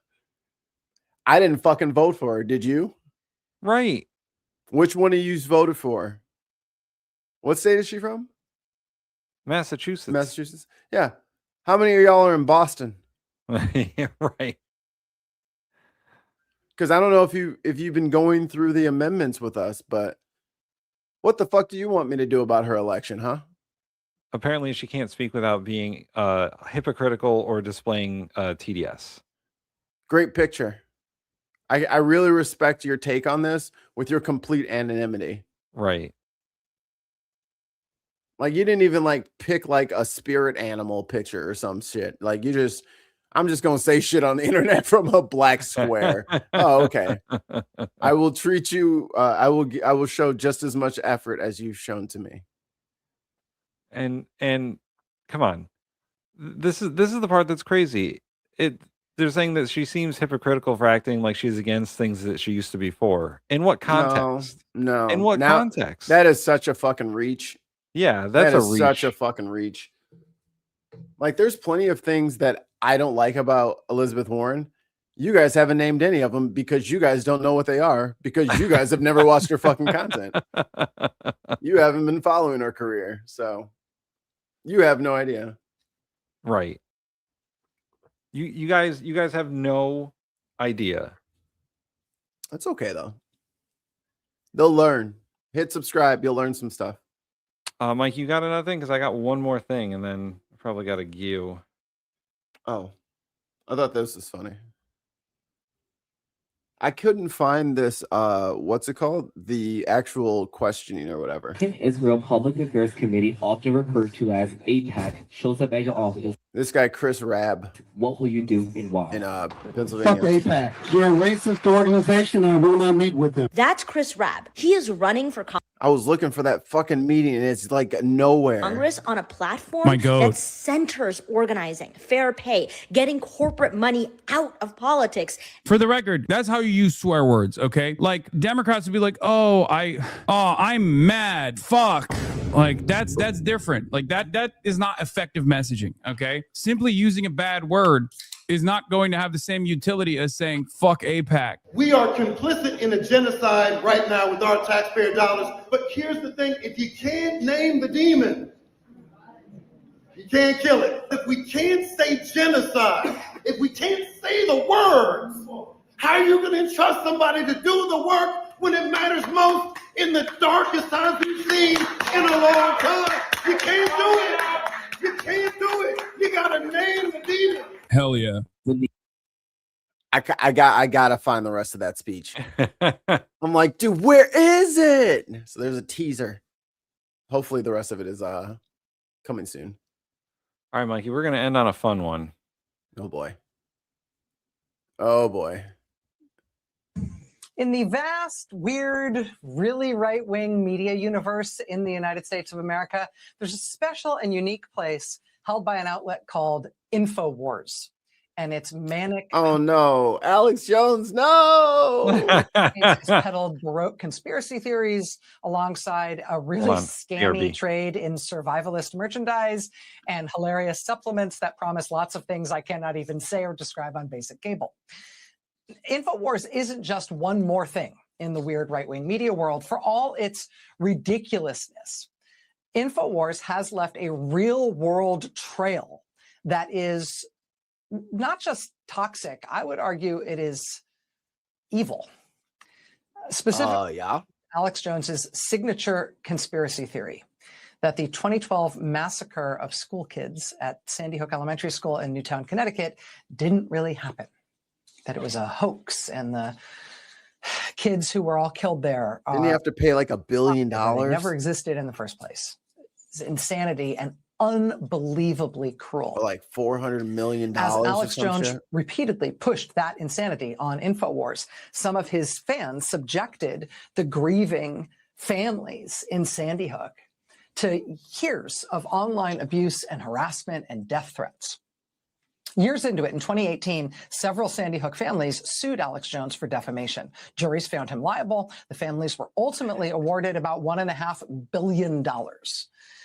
But the families have never received a penny of that because Alex Jones declared bankruptcy after the verdict. A bankruptcy judge ordered that all of Infowars' assets, including intellectual property, the Infowars brand itself, There's a complaint I can needed to agree be sold with. off.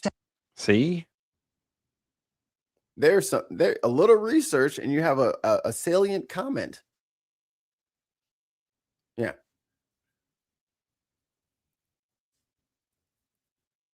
It should be liable for affording things that aren't provable. They should lose their job. Us? Me? Mikey? Oh. Us? Yeah, we work for us. So we don't. Tim, I fired me. Yeah, Mikey, you're fired. Okay. All right. Are we good now? I think we're fired. Let's keep going anyway. This is the opposite of free press, by the way. To help Alex Jones satisfy those debts to the families. Well, you may remember about 1.5 years ago, we learned that the surprise winner of an auction of Infowars assets was the satirical news site, The Onion. Oh, yeah, I forgot. I forgot. Oh, that's so karmically just. Your data, dumbass. Got your IP, dumbass. Alex Jones and Infowars would, of course, be a delicious punchline. The Onion. Yeah, that's the would fucking turn problem. Infowars. Yeah, that is the problem. That is exactly the fucking problem. Does it look like things are going swimmingly? Looks great from here, Alex. Like, what do you fuck? Of course it's. That's the fucking problem. Into a parody of itself. Stop it from doing more harm. Start maybe repairing some of the harm that it's done. You might also remember, though, that almost as soon as The Onion got a hold of Infowars, they lost it again. Alex Jones challenged the auction. It's been tied up in court ever since. But then today, a breakthrough. This is the front page of The Onion tonight. Look, The Onion, Infowars. Yo, how do I intern at The Onion? Not only do they have great reporting, but they get the story just so that they can mock it first.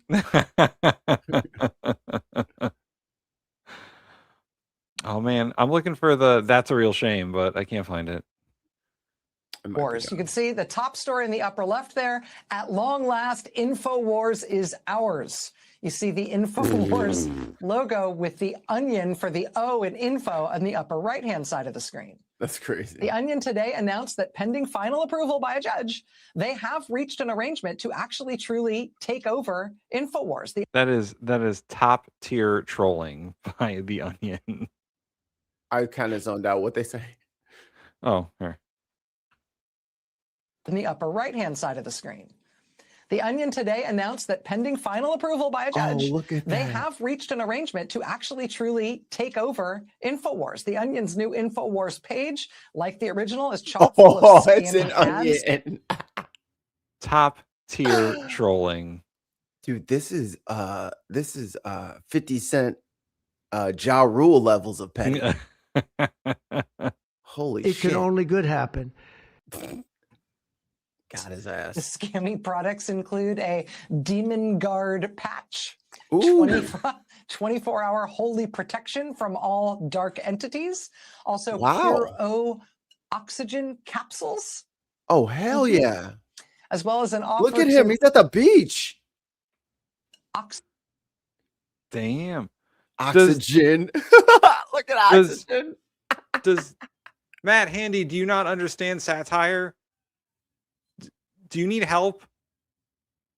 It's a joke. Oh my God, dude, don't ruin it, man. Matt. Understand satire. That's the point, Matt. That's Matt, you made us break kayfabe. The Onion is literally fake news. That's the... Yes. Yes. That's why it's called The Onion. Oh, no.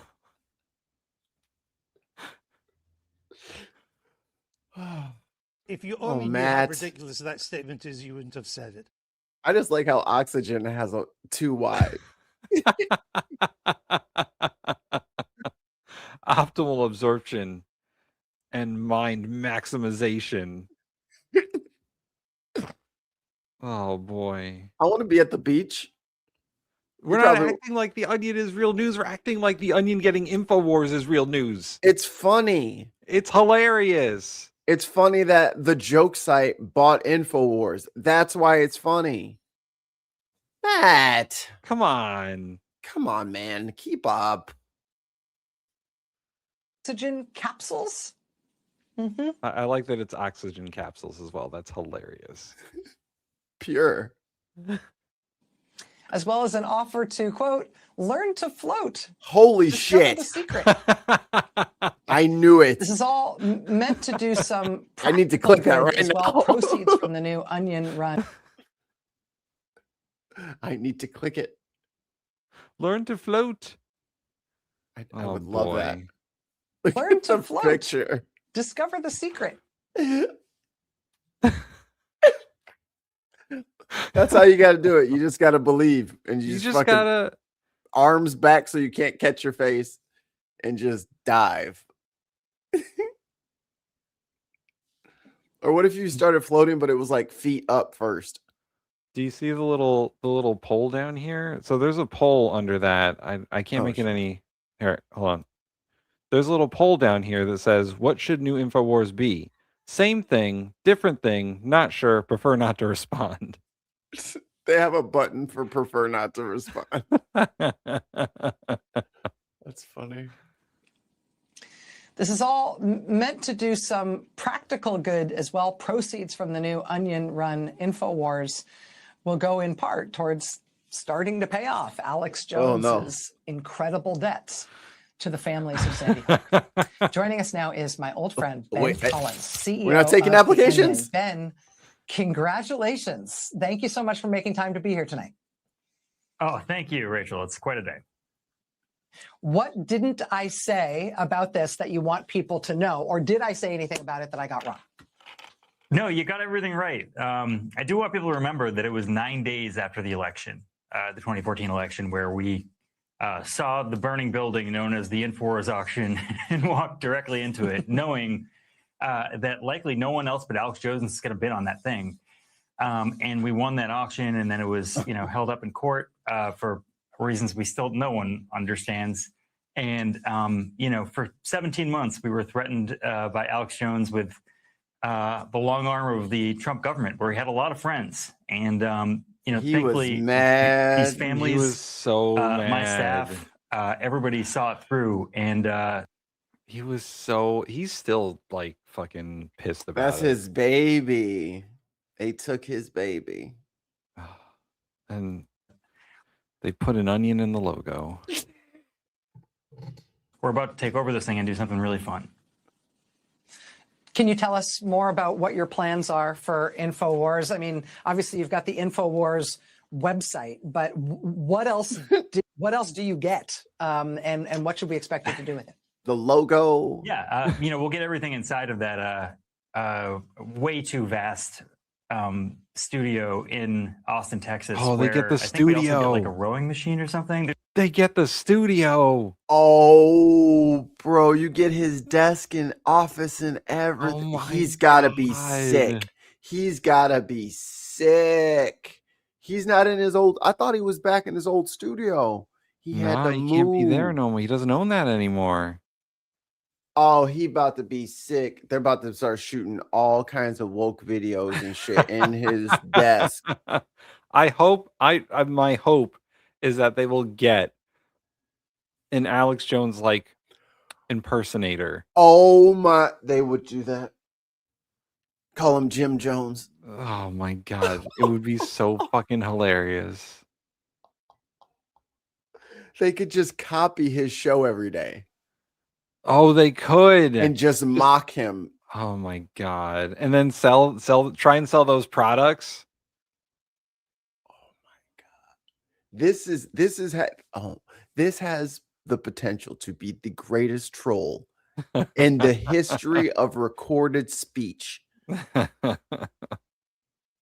Like, this is a 5 million or 50,000 year burn. Yeah. We've never seen anything like this. Not since Glorg was schmong into the volcano. We've never seen such betrayal. Oh boy. This is something in the inventory list. It's a little ridiculous, but we're excited to find out what's actually in there. Most importantly, though, we get to take over this name and look. Rachel, the way people get their information now has changed.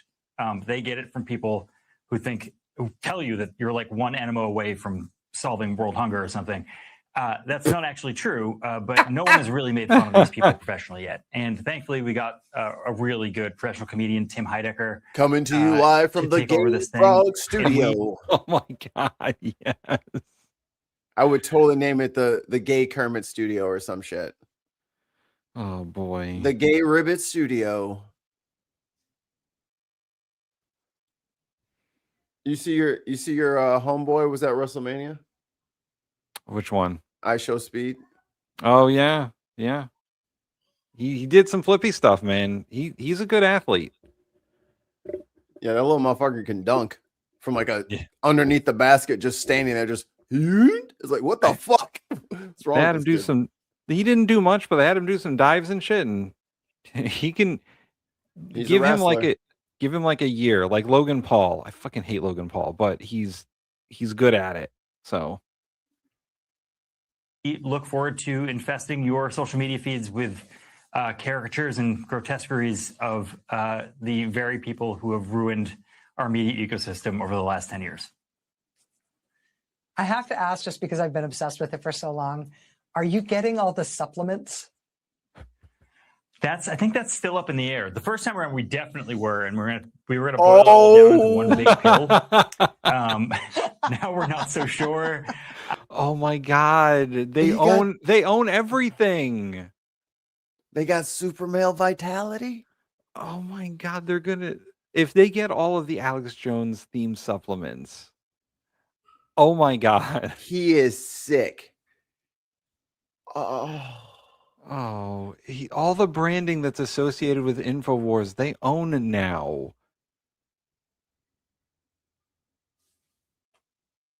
Wait, Alex Jones is crashing out.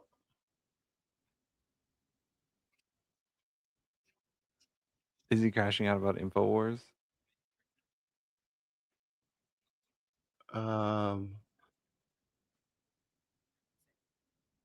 But we will be selling supplement adjacent stuff. Maybe water that cures everything, or I believe that we're selling omega-3 fish oil from exclusively conservative fish. That's a big important thing for us. Ben Collins, CEO of The Onion, now at least one of the masters of the Infowars universe. Ben, congratulations. You have definitely bit off more than you can chew. There's nobody I would rather see do it than you. Thank you so much for being here, my friend. Good luck. Oh, boy. I just see it from Brandon on the discourse. He's got to be fucking crashing out about this. What's this one with his shirt off? What's going on over here? What's happening? All right, let's see. Stop substituting my food for my order. Because they never get me anything good. What the fuck? Yeah, what's he is going not on? the right color for a human being. The only way I can really put it. I'm going to warn you right now, content warning. Be prepared for Alex Jones's incredibly vigorous physique. So when you could do a parody of somebody, but none of you took something from them. Right. We've already checked with lawyers, so they're in deep shit. I'm already suing the Democrat Party law firms. Already got civil rights lawsuits. So you think, look, just because you're wearing my shirt, don't mean you're me.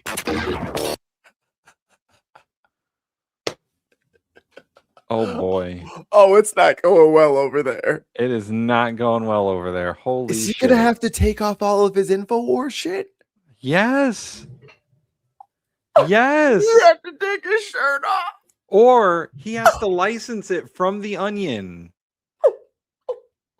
Dude, what if he had a tattoo? I guess the Oh tattoo would my- be fine. Tattoos. I think tattoos fine, but everything else that's branded Infowars, he can't sell. He lost worse than the Proud Boys. Yeah, he lost pretty bad. He lost pretty bad. What's going on with the homie? Uh-oh. Folks, the Onion has stolen the shirt off of Alex Jones's back at this point, and it's a sad thing to see. Oh, he's having a meltdown. Yeah. This is crisis behavior. He is 100% shaped like the Beast Titan when he came out.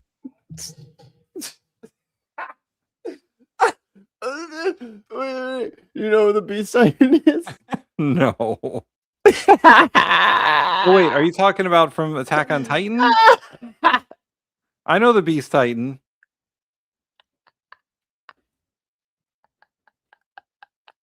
Yeah, oh my god, yes.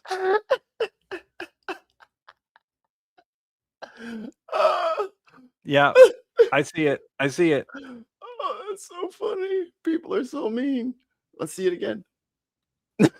Folks, the Onion has stolen the shirt off of Alex Jones's back at this point, and it's a sad thing to see. He is 100% shaped like the Beast Titan when he came out here. Like, is this the physique that you can expect if you take like Alex Jones supplements? He walked out here straight up like Bigfoot. This point, and it's a sad thing to see. All right, Brandon, shut the fuck up. Play Are that you shit. the Onion now, Alex? No, we laugh about this, but a Oh, year and I'm a half ago, crying. they announced that they now owned us. Yep.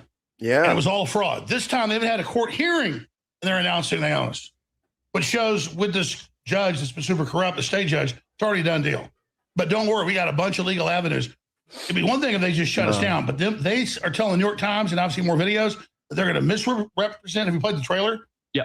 They're going to misrepresent that they're us to confuse people and quote, rip people off like Alex Jones did. They're going to make money. The whole thing. Right.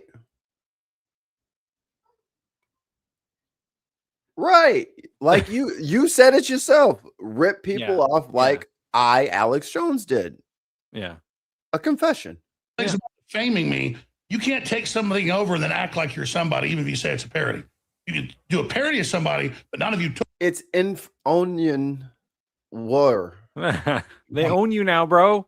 So they're in deep shit. I'm already suing the Democrat Party law firm. Well, I'm gonna be honest with you. I hope he checked with lawyers that are different than the lawyers that he used when he tried to win this lawsuit against the Sandy Hook families. Yeah. Because it feels like that didn't turn out his way. So probably better if he gets a new legal team. Yes. Yes. Green. Yes. And actually, Mikey. Lawsuits. So let's be a year and a half ago. Be clear about that. What? We got to wrap up in a few minutes. So I got to go. Yeah. And so you guys just keep laughing, just like you did a year and a half ago, or it was November 2024. Mm-hmm. So is that about a year and a half? Yeah, this is a story from December 10th. Sale of Alex Jones Infowars to the Onion rejected. almost exactly And a I'll year get and a into half. this. And Yeah. So just, but yeah. Oh. Yeah. That's a Sucks real to- shame. Sucks to suck, homie. That's a real shame. Yeah. He did this to himself. He could have been like an outside media person and then entertain a thing or two. Nah, man, that crank money. That them pseudoscience pills, man. That's a good living. That's a fatted calf that you get. Hope it was worth it. Yep. I'm gonna get me an info if this shit goes through and they get merch. I'm getting one of them Info Onion Wars shirts. I seen the Info Onion War shirts in rainbow lettering. He will hate that. Yeah. Oh, they should put rainbow frogs on all their merch. Yeah. It would be fucking hilarious. Before we go, speaking of merch, one more time, just scan the QR code to get the bin merch. Like We Shazadi and their fancy new hat. Which is hilarious. Here, I'll post it in the old chat. And join us tonight for some Delta Green. Yes. And we'll be back. Hopefully I'll be back tomorrow for the food show. We can do some food show stuff. Oh, my eyes hurt from laughing at that. Yeah, that was fucking hilarious. I saved that for the end because I knew it would be great. That motherfucker came out shirtless. That is perfect.